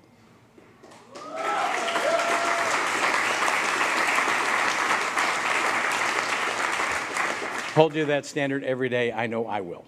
Because while I concede this election tonight, I do not concede one thing about what we have fought for. I do not concede that Oklahoma should accept being at the bottom of education. I do not concede that Oklahomans should have to drive hours to find health care. I do not concede that families should be left on their own when someone they love is struggling with mental illness. And I do not concede that teachers, police officers, firefighters, and public employees should be treated as an afterthought by the government they serve. I do not concede that our children should have to leave Oklahoma to find opportunities they deserve. Those things were worth fighting for yesterday, they're worth fighting for tonight, and they'll still be worth fighting for tomorrow. An election determines who holds an office. It does not determine whether an idea is right. It does not make bad policy good. It does not make government waste acceptable. And it does not turn public office into a blank check. So tonight, yes, this campaign ends, but accountability does not. The people of Oklahoma should expect their governor to work. They should expect him to listen. They should expect him to tell them the truth. And when the powerful interests come knocking on the governor's door, Oklahomans should expect their governor to remember who sent him there. That's not partisan. That's not personal. That's the obligation that comes with the office. I've traveled across this state and met the people who understand the kind of responsibility. Teachers who spend their own money on their classrooms. Law enforcement officers working shorthanded. Farmers and ranchers who keep going through drought, storms, and markets they can't control. Small business owners who put everything they have on the line. Parents working long hours and finding a way to make it to a ball game, to a school program, and to the dinner table. Those people didn't lose tonight. Oklahoma didn't lose tonight. An election ended, but our obligation to this state did not. My grandfather taught me that service isn't something you do when it's convenient. He charged me as a young man to serve our country, come home, raise our family, and serve our state that has given our family so much. I've lived up to that charge. Sometimes service means putting on a uniform. Sometimes it means standing in a courtroom. Sometimes it means holding public office. And sometimes it means standing on a stage when things didn't go the way you wished, looking people in the eye and saying, keep going. That's what I'm asking you to do tonight. Don't become cynical. Don't decide your voice doesn't matter. Don't walk away, and don't ever let anybody convince you that demanding more from your government makes you unreasonable. Demand more, expect more, hold your leaders accountable, ask where your money is going, ask who gets heard and who doesn't, ask whether the decisions being made at the Capitol are making life better for the people of this state, because democracy doesn't end when the votes are counted. In many ways, that's when the real work begins. As for me, my family and I are going to be just fine. Tomorrow morning, the sun will come up, the cattle will still need feeding, and after months on the campaign trail, I suspect Wendy has accumulated a fairly impressive list of things for me to do.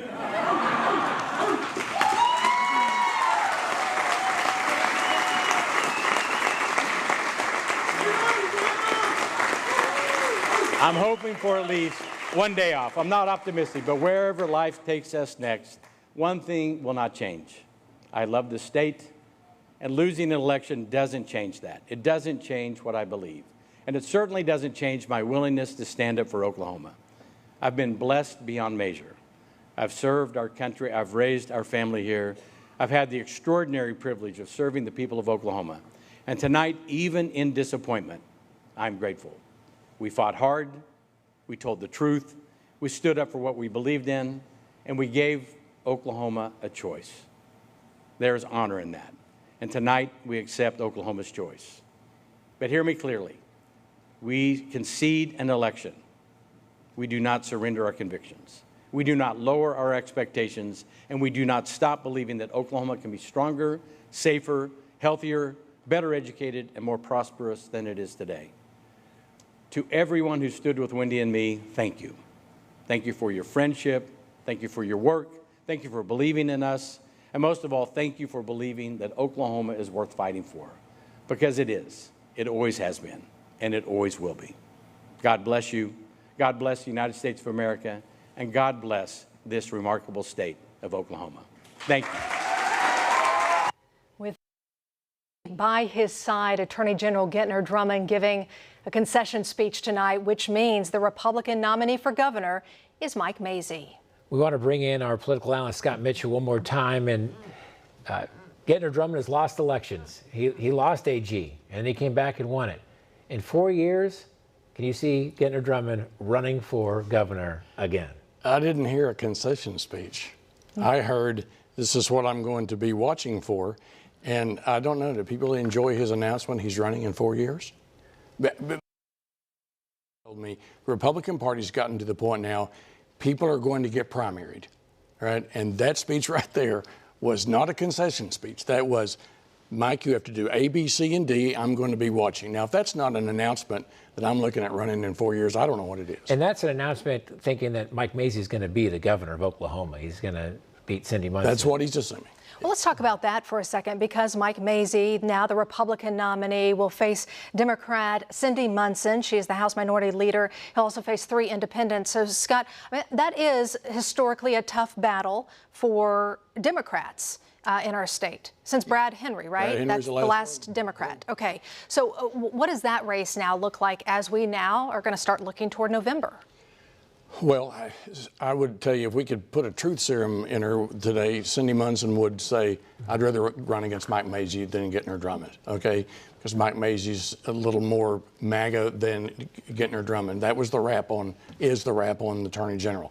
So that is going to be interesting. There are people carrying polls around right now in this town, influential people, money-raising people who say Cindy Munson has a chance, okay? And we will see. Remember what Mike Mazie said back in the non-doc debate about the 541 socialist-leaning, left-leaning school districts in the state. He did make some really faux pas early on that were kind of extreme. And yeah, I think those are going to be issues he'll have to be defending against. Leader Munson's been campaigning for a long time. This is going to be a competitive race. But as you say, Amanda, it is an uphill struggle based upon the data. So what is the playbook for Cindy Munson moving forward? Where does she get after Mazie that could really resonate with Oklahoma voters? Being last in so many issues right now, last in education, our health rankings last, and coming with a plan, his economic plan. Gentner Drummond went after that really hard. So I think, and especially if the media engages, which they may. I mean, media across the state is at a point now, so many independents and flourishing independent organizations that are in the media business. This may be something that earned media may make a comeback in terms of political campaigns. Do you think that Mazie will debate Cindy Munson? Based upon this last week, I'm not really sure that his campaign handlers would go, that's a good play. And he did not agree to it in the last debate. We had asked both Gentner Drummond and Mike Mazie if they would agree to that second debate, if whoever would win, and he was one who did not. I will tell you what will tell you. If the polling in 2 months or a month and a half shows Cindy Munson's close, maybe they do it. I think that Mike Mazie will not concede to a debate with Cindy Munson. Yeah. We are expecting Mike Mazie to take the podium, just like we heard Gentner Drummond give his concession speech. We're expecting to hear from Mike Mazie give his acceptance speech, if you will, for the Republican nominee. As soon as that happens, we will take you out there live. I want to just run through a couple of things that Mike Mazie has campaigned on, but because I think this is important for you to talk a little bit about this, because we hear these campaign promises from all the candidates, but they can't just make decisions on their own. They got to have the legislature behind them. So one of the things he talked about in his campaign was getting rid of income tax across the board. He says, I have a 3-tier plan. He's going to get rid of the giveaways, credits, and deductions. He is going to ask the legislature to reduce the income tax from 4.5% to 3%. And then he's going to take it to a statewide vote where he wants to adopt what's known as the Tennessee model and tax activity rather than labor. So this is some video from earlier on, but Scott, just your take, and just for our viewers at home, when you hear these campaign promises and they voted for him for, say, yes, I want to get rid of income tax, what actually has to happen in the legislature to make something like that happen? Kyle Hilbert and Lonnie Paxton have to go along with it. Okay, the governor proposes, legislature disposes, and here's a newsflash. The biggest winner tonight in Oklahoma is Lonnie Paxton, the Senate Pro Tem. So they have been kind of cleaning out the kind of extremes in the state Senate. 2 more of the so-called Freedom Caucus went down to defeat tonight. He's the kingmaker now. Lonnie Paxton is sitting in the kingmaker role. He's and Senator Mazie, former senator, so they know each other pretty well. It's really going to be depending on talking Lonnie Paxton and doing these things. That's the key to this, if Mike Mazie's elected. Do you believe in these benefits that Mazie talks about if we do become a income tax-free state like Texas, like Tennessee, that it's going to be enough to bring big business, to bring corporations here and enjoy those benefits? Like, is that happening in the states with no state income tax? Well, we're losing some big businesses for a lot of reasons, not just the taxation, also culture, quality of life. There are other things that go into this. I guarantee you that Leader Munson's going to be talking about this fall. So yes, it's a conversation. We're going to have economist after economist this fall, but nonetheless, yeah, that conversation. Now, the governor did land a big one, but we don't know if we're going to get over the finish line. We'll be talking about the Enola aluminum transfer plant tomorrow. I was just thinking about that. So what happens with that big lawsuit? Bring people up to speed, too, if they're not really been following that. Well, the data center smell is all over the transfer plant, all right, the revolt of the public against that. And it became a central issue in this race. If you remember, Senator Mazie flip-flopped on his position about the smelter, endorsed it the same time that the president endorsed him, right? And so now it's been embroiled in lawsuits. And the AG, listen, Gentner Drummond ain't going nowhere for 6 more months, right? And so he was against this, and this is going to be a subtext to the campaign all fall long. Is he going to continue, do you think, to criticize Mike Mazie in these 6 months? Will it be like Mike Mazie is running against Cindy Munson in November, but also still Gentner Drummond? Yes. It will be. Yes. He's not going to just kind of lay low. He's not going to flip-flop on the Enola aluminum transfer plant. By the way, the final 100% precincts reporting now, and Mike Mazie wins by roughly 2,020 votes. How many precincts do we have in Oklahoma? You would know better than we would. Is that 1 vote per precinct? That's crazy. So we're waiting to hear from the Republican nominee for governor. There he is now. In fact, Mike can we Mazie. just take that full so that way we can take it out? Yes. Nope, not Mike Mazie. We're getting ready to hear from Mike Mazie here shortly. Thank you. It was hard for us to see who that was at the podium, so they are getting ready. A couple of other things that Mike Mazie has talked about with his campaign is he wants to eliminate property taxes for seniors and veterans. So that's another thing he campaigned on. In terms of education, one of his big things is he said in his first week of office, if he is elected in November, because remember, he got past this hurdle, but he still has to get past the November hurdle. Within his first week, he wants to hire a statewide literacy director to help out the state, and his goal would be to replicate the Mississippi model. And a lot of the candidates have said that Mississippi has raised themselves from, almost dead last all the way up to one of the top 10 states in education. And so Oklahoma, Mike Mazie not being the only one, will be looking to the Mississippi model to see what they did and how we can successfully replicate that. And it was reading, it was literacy rates in Mississippi that made all the difference, and that was the one thing that educators there keyed in on, right? The phonics curriculum that they want to bring here, and more accountability. Accountability, and that's the thing. For teachers, but also students themselves. In 3rd grade. So Mike Mazie has been vocal about saying that we should bring back the 3rd grade reading gate, if you will, to keep kids held back if they cannot pass certain reading levels by the 3rd grade. Scott, when it comes to his goals for education and the state superintendent's goals for education, how are they going to be working together no matter who winds up past the finish line in November? I think Dr. Franklin, he's sent the message of everybody remain calm. We're going to get back to work. We're going to do literacy. So I think that scenario of some chaos between the governor and the superintendent, I saw a scenario where that could have happened, but that scenario didn't come around.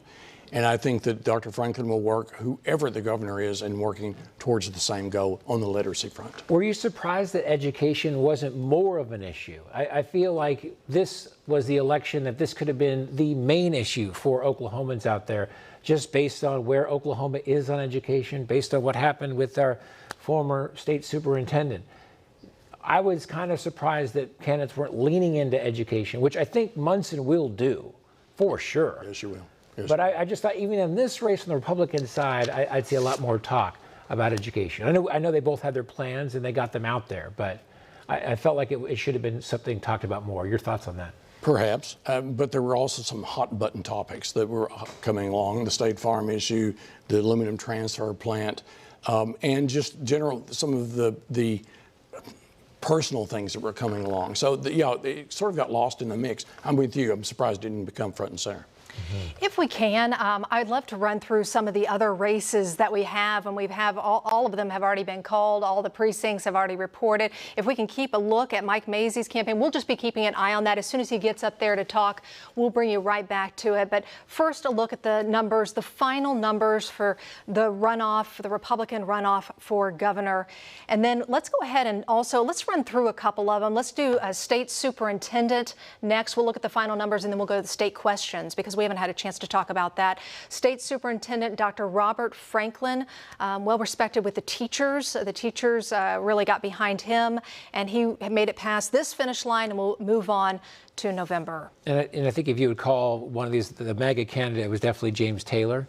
And so I think a lot of people thought that he was actually going to kind of carry the day. If Mazzei wins, then James Taylor would, but not the case. And now look at to the state questions. So every voter in the state had a chance to vote on the state questions.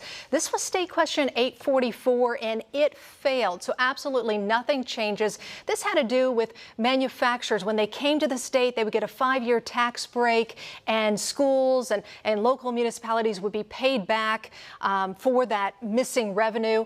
That all remains the same. So nothing changes there. However, one of the other state questions, 846, that one did pass. Yeah, the Constitution is changing because of this. And so proof of ID when it's time to vote, those requirements in Oklahoma will now become part of the Constitution. The one thing that has to happen, though, is lawmakers will have to now decide on what is a valid form of ID. That was somewhat of a sticking point. Those against it thought that this was A, redundant, and B, would lead to voter suppression. I want to bring in Scott Mitchell on this one because the concern with this one is, could it affect voters being able to get out? Will it affect mail-in ballots? Right now, those have to be notarized, and that's fine. Do we know any type of changes that will come? It's my understanding that it's future legislators who will be deciding what would signify a voter ID. From what I understand, this is basically, Haley was the real expert on this, but my understanding is it just kind of codifies in the Constitution what was already in the statutes. So no real change. How about the other one, the state question that got voted down? Were you surprised on that one at all? Not really. Reimbursing? It's complicated, sort of. Yeah. Like Oklahomans, in days past, they just voted no if they didn't understand something. Yeah. Now look at those numbers, and they didn't understand it. It's complicated. It's Kyle Hilbert talking about how this could help, but so complicated. We have been talking all evening long. By the way, you are watching News 9 at 10 o'clock, and we want to bring you up to speed. If you just happen to be joining us on all the big races, in fact, let's go ahead and run through a lot of the big ones. Of course, we have our political analyst, Scott Mitchell, here, but we want to start at the very top and then work our way through some of the big races. Let's start with the big one of the night, just called within the last 10 minutes, the Republican runoff for governor. We have a nominee. Yeah, Mike Mazzei is the winner, and he will take on Democrat Cindy Munson. This was a contentious election from the get-go, and it didn't stop until the very end. That even in Gettner Drummond's concession speech was kind of criticizing Mike Mazzei a little bit. We're going to go out now to Mike Mazzei, the Republican nominee for governor.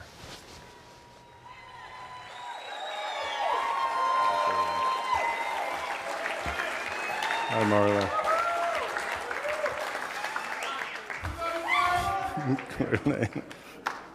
Wow.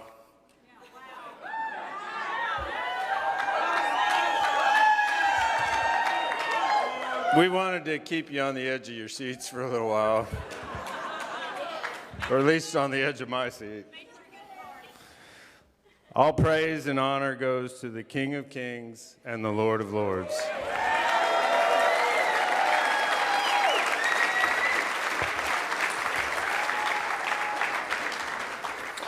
And thanks to all of you and to all of our Republican supporters across the entire state of Oklahoma.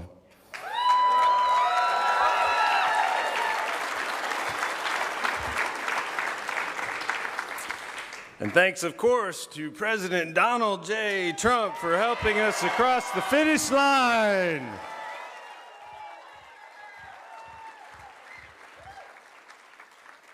He had 38,000 Republicans on the line yesterday with me. Many of you enjoyed that. I am so very grateful and honored to be the official Republican nominee to be the next governor of Oklahoma.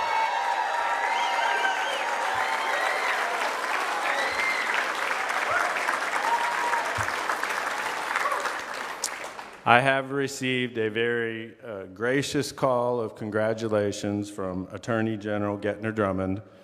He is a fierce competitor, and I thank him and thanked him for serving our country and serving the state of Oklahoma.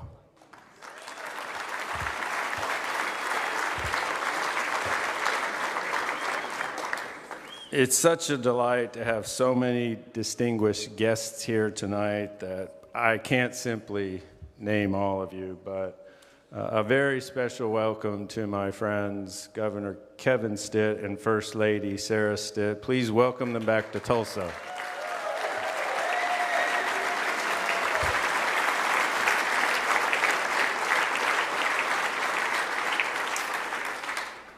And of course, my friend from the very beginning, former Attorney General John and his wife Lucia O'Connor.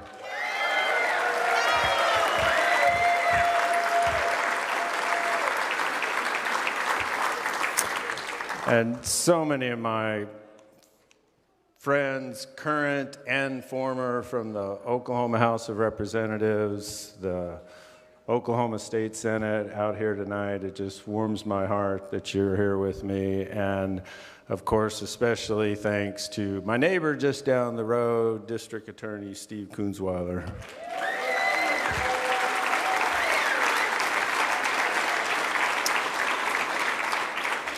After growing up in the military, I came to Oklahoma in 1983 to attend Oral Roberts University and fell in love with Tulsa, the people of Oklahoma, and the amazing wide open skies with rich sunrises and stunning sunsets. I married the 1989 ORU homecoming queen.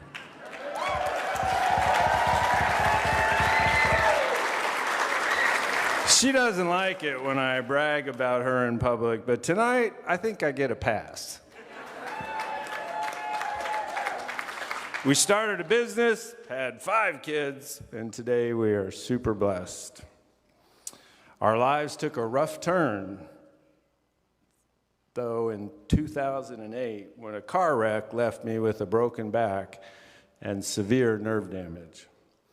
But through faith and family support, we persevered.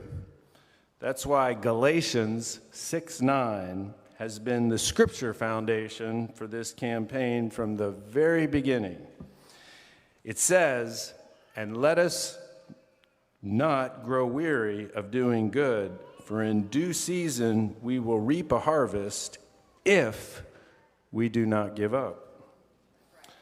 So whatever hard times you are dealing with tonight, never, ever give up. The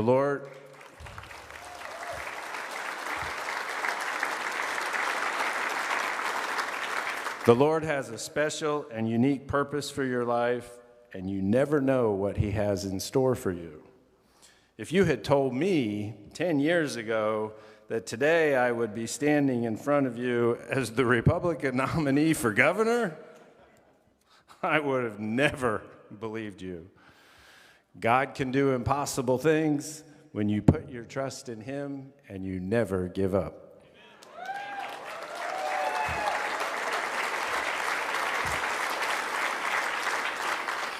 After enjoying this night of celebration, however, we will move on to the general election in November. I will keep talking about my plan to create more growth and opportunity for our kids and our grandkids by making Oklahoma a no-income tax state and abolishing property taxes for seniors and veterans. Launching a massive statewide literacy program so our students read at grade level.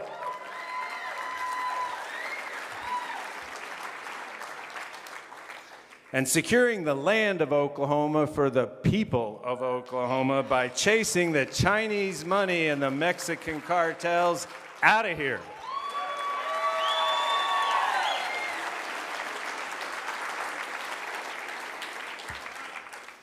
I will emphasize that as governor, I will make decisions through 3 filters.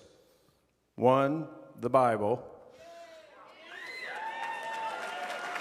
2, the Constitution. And I'm a money guy, so 3, can we afford it? The Democrat agenda, however, will talk all about socialistic ideas that have repeatedly failed throughout history and are out of touch with the values of Oklahomans. My Democrat opponent believes in higher taxes and more government spending, no relief from unfair property taxes, and that boys should play in girls' sports. We will not let that happen.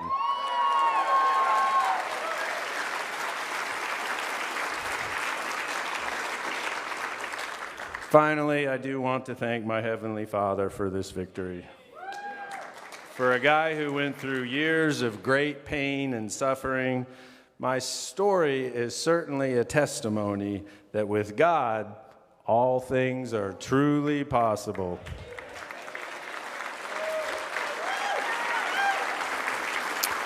At this time, I would like to welcome the Mazie family up to the stage, please.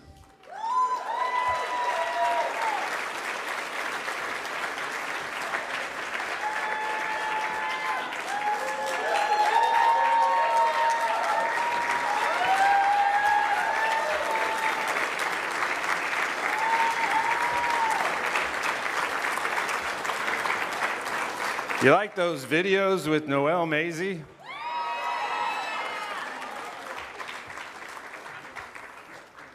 Thank you, of course, to my amazing wife, Noelle, who had to put up with all the hard parts of this political battle.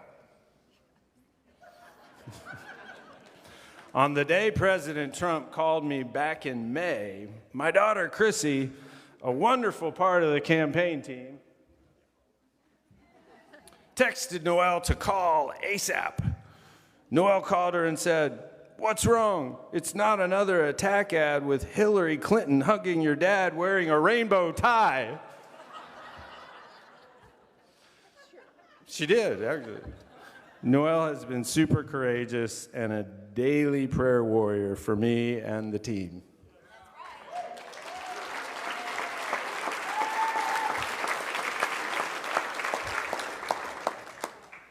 To my dad, Jim Mazie, and to my brother,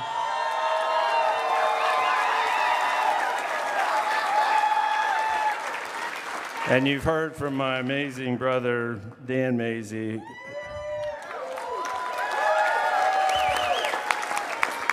who has reveled since October 1st, every day telling me what to do.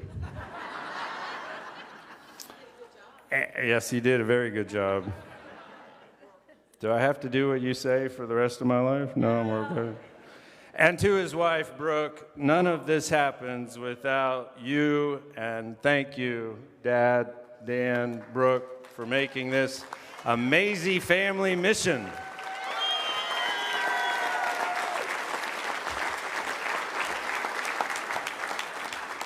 I can't go through everyone on the team, but thank you, thank you, thank you. I need to say a special thank you to David McIntosh here from Washington, D.C., the president of Club for Growth, and his Oklahoma representative, Jackson Stallings. We just couldn't have done this without them.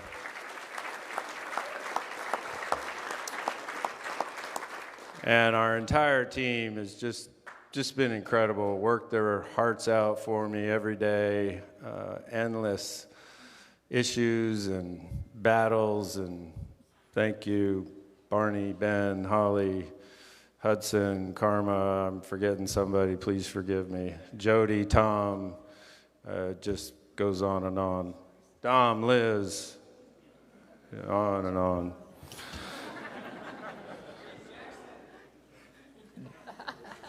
Jackson's been helping my clients. And Caleb too, as a matter of fact. So this wouldn't have been possible without them either.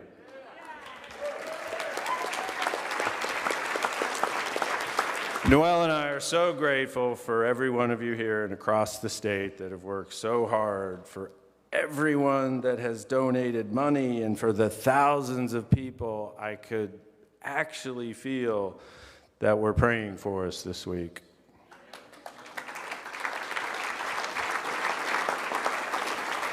Together, we have done something historic, and together, we will march on to victory in November. You've been watching a heartfelt speech there with his wife, Noelle, by his side, as well as the rest of his family, where he thanked God, his supporters, and President Trump. That's right. Bringing up the accident that occurred when he was in the car accident in 2008, saying that he persevered, telling people to never give up, saying that the Lord has a unique purpose for your life. And also at the end there, taking some shots at his candidate come November, his opponent come November, Cindy Munson. He is already campaigning. No surprise there? What do you think, Scott? Can I get a picture of this? Can we get close in on this? Okay, so this is... Where am I? You got it right there. Okay. So what does that mean? 1.02. 1.02. That is 1.02 votes per precinct. We got 1,980 of them. Meaning, if you were for Mike Mazie, you worked really hard tonight, everybody got one extra vote, then they won tonight. Or if you were a Drummond supporter, if they had 2 votes per precinct. This is historically close. So you were saying it's just that close. Yeah, that's how close it was. Okay. Anything could have changed, right? Yeah. You know, and on the flip side, we had to hear earlier on a concession speech from Gettner Drummond's folks. Haley Hetrick joins us now from Southwest Oklahoma City at what was his watch party. Haley? Hey guys, it's definitely a stark contrast to Mike Mazie's party.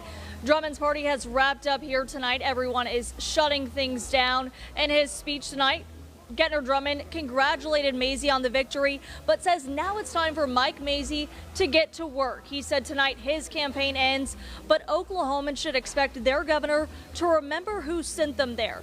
He said we accept Oklahoma's choice. Take a listen. We gave Oklahoma a choice. There's honor in that. And tonight we accept Oklahoma's choice. But hear me clearly. We concede an election. We do not surrender our convictions. We do not lower our expectations, and we do not stop believing that Oklahoma can be stronger, safer, healthier, better educated, and more prosperous than it is today. To everyone who stood with Wendy and me, thank you. Thank you for your friendship. Thank you for your work. Thank you for believing in us. And most of all, thank you for believing that Oklahoma is worth fighting for. Because it is. It always has been. Drummond ended his speech tonight saying he and his family will be just fine. Live in OKC, Haley Hetrick, Oklahoma's own News 9. Haley, thank you for your reporting tonight. We appreciate it. Yeah, it was super close, and there's thoughts among the desk here that Gettner Drummond is going to be back in 4 years, running for governor again, perhaps.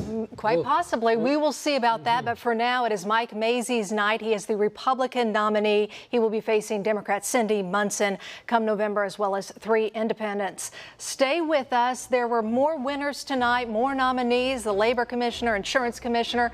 We're going through it all on the other side of this break. Stay with us.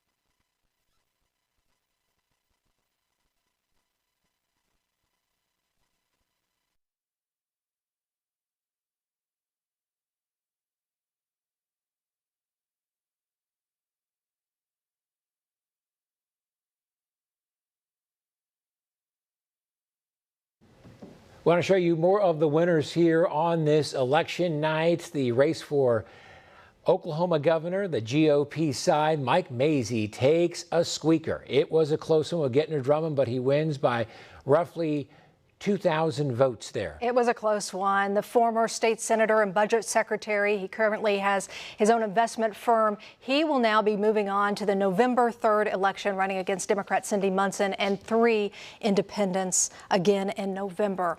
And now we want to take you and show you the very latest numbers, I guess the final numbers at this point, all 100% precincts reporting.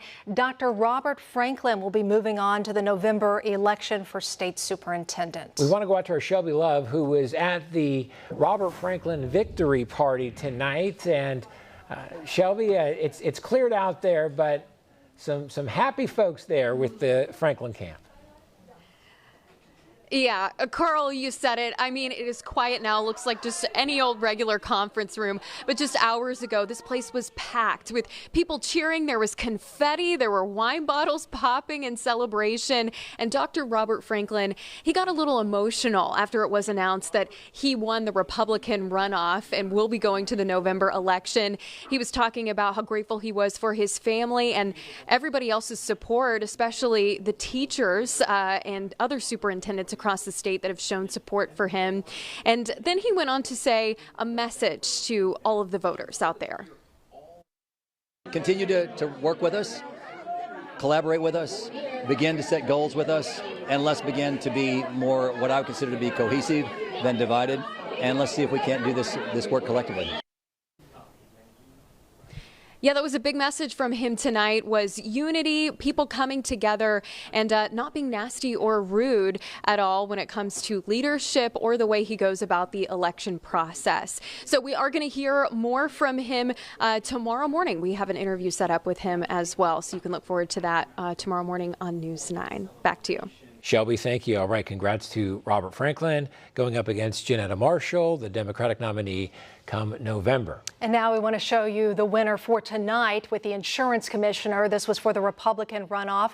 So Bob Sullivan walks away with that. He will be going to the November election. He is an insurance agent, and his main thing that he campaigned on was he really wants to improve competition in the state in order to reduce prices for consumers. And Oklahomans were listening to his spiel there on that one for sure. He will be facing Democrat Craig McIntyre come November as well. Labor commissioner now, and this was Kevin West and John Pfeiffer, 2 state reps, and it's Kevin West who wins the day here by 16%. He had a 40-year career in construction while still working with the legislature. He will now face Democrat Kevin Dawson and Libertarian Mike Hall on November 3rd. We also had some state questions, 2 state questions that everybody had a chance to vote on. One got a no, one got a yes. Let's take a look at those. First, when it comes to state question 844, nothing will change here. So this is where manufacturers, when they come here to Oklahoma, they are given or have the opportunity to be given a 5-year break on property taxes, and then the state will reimburse local entities. That doesn't change. Everything will stay the same. And I think how the state lawmakers were going to reimburse these counties and municipalities, it gets a little wordy for a state question. If we're being, it's pretty confusing as well. And you can see that Oklahomans weren't jiving with this. 26% is all they got saying yes to that state question. The next state no question. to that. Oh, yes, for the 26%, correct. And this next state question is 846. So this would take Oklahoma's voter ID rules and put them permanently into the state constitution. And it passes. 55% yes. The one thing about this that I thought that I think the no voters were hanging on to was that lawmakers will now determine what is a valid ID. And then, so people thought that was just going to be redundant because you have to have an ID to vote anyway. And there's also going to be maybe some voter suppression because of this. But this will change the state constitution. State question 846, yes. So right now you just have to have an ID or your voter ID card that you received to be able to vote What changes will happen, that we will have to wait and see. We will learn that from the future legislature when they come on board. So that's a look at some of the outcomes from this evening. Okay, and we're going to take a quick break, and we're going to be joined one last time by Scott Mitchell, breaking it all down for what we saw tonight. Stay with us.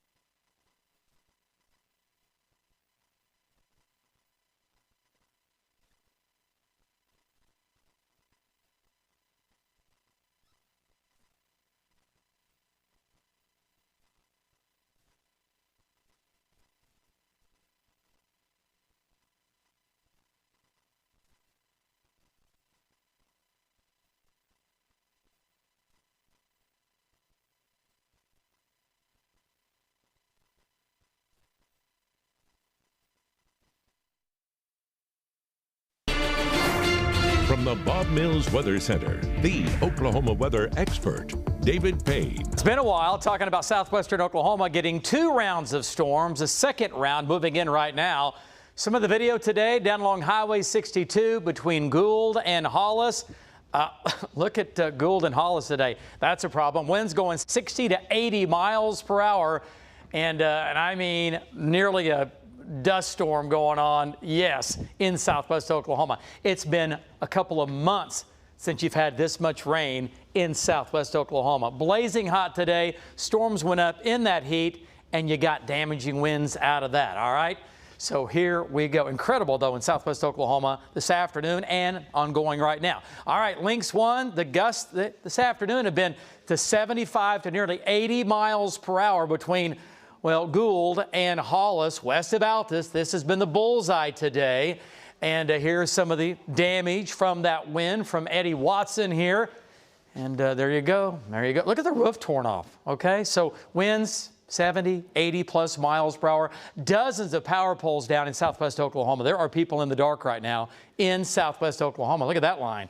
Looks like it goes on forever. So the last count I saw was over 30 in a couple of areas, over 30 power poles down, okay? So that's a lot. All right, so here's what's happening right now. Ball of energy, we were talking about this all last week. is coming out, but it's mainly coming out into western and southwestern Oklahoma for the overnight hours. And here it comes coming out of the Texas Panhandle, and it will continue to slide down to the southeast here. And this storm here is severe now, coming into Harmon County. Winds right now are going to be about 60 miles per hour out of that as it makes its way in.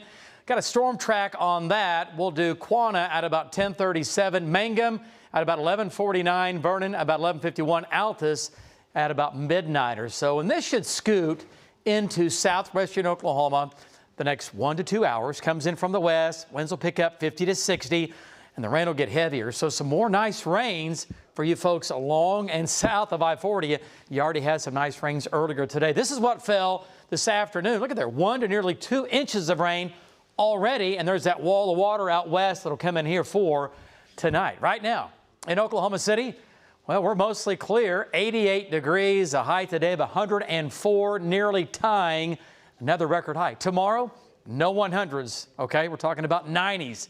90s coming up tomorrow. Cool front is down to our south. We're in the 80s, even some 70s mixed in up north coming in behind it. Here's future radar. Watch the rain and storms mainly stay out west tonight. So it's not good. It was looking like this might come out a little farther north and east. Might have a couple of showers around tomorrow, but the big show will be there tonight, okay? Altus, Hollis, Mangum. You're going to get rain tonight, maybe another inch. Some areas maybe a little bit more. Slight chance for a shower late tonight and tomorrow morning in Oklahoma City. Any severe weather tonight will be in the southwest. We'll be here watching it. Lows tonight, low 70s, a little cooler, mid 70s down south. And for tomorrow, mid 90s for highs, so no 100s, okay? We'll be close in Altus, but 96 for a high in Oklahoma City. That's tomorrow. Tomorrow afternoon, I-35 east, slight chance for a couple of showers and maybe a thunderstorm or two. Highs Thursday, again, mid-90s. All right, we're going to stay in the 90s all the way through Friday. Summertime not finished. Saturday, Sunday, low 100s. Next week, all of next week is hot. Low 100s. I know, morning lows, mid to upper 70s. Labor Day weekend into the first week of September. Possible big weather changes with a nice cold front and rain and storms. Right now it looks wet and much cooler. Can't get here soon enough. We'll be back right after this.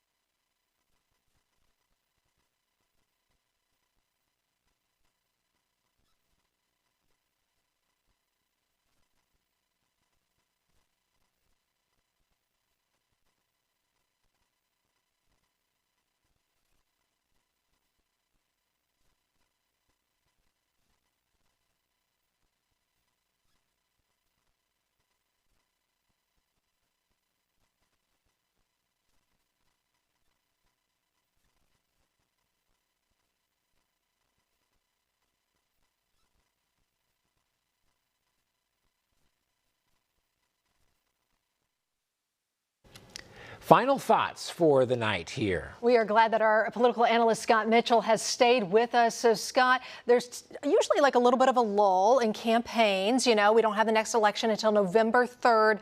What should we expect when it comes to the governor's race? I think that it'll last for about 7 days after the Labor Day. And then I think there are some issues that were hot going into the runoff, such as the State Farm, the insurance thing, which helped Bob Sullivan win, and also the issue of data centers and the aluminum transfer plant. I think you'll see Cindy Munson coming down against State Farm, against tort reform without, look, the State Farm documents wouldn't have showed up without a lawsuit, okay? That's what brought it forward. That's where she'll go with that. And then also, Gittner Drummond's still in the middle of this aluminum transfer plant. The moratorium's running out. This issue by the middle of September will be red hot again on both of those issues. With Mazie winning, you think there's a pretty good chance that Donald Trump will be paying a visit to Oklahoma? I think Donald Trump is going to come here because of that aluminum transfer plant. That is one of the biggest, the administration's biggest economic issues. He wants to reshore aluminum. That's going to be a big issue. And guess what? Gittner Drummond's not, it will be pushing back. So it's like this thing never ends. What won it tonight for Mike Mazie? He got his voters back. I mean, at one vote per precinct, they kept their message going. They didn't make any faux pas going down the stretch, and they just had a little more push. But, you know, 2,000 votes, that's somebody did something right. But Gittner Drummond didn't do anything wrong. Well, no one gave Mike Mazie much of a chance when he first entered this race. So what does the result tell you about the Trump endorsement now in Oklahoma? Still in Oklahoma. It worked. Yeah. Okay. If he didn't have that, I mean, if Chip Keating had it or Charles McCall had it, we'd be talking about them tonight. There'll be more analysis to come. Lots. In the coming days. Thank you, Scott. Thank you, everyone. Scan that QR code for the very latest on all of our election coverage. Have a good one. Good night. Good night.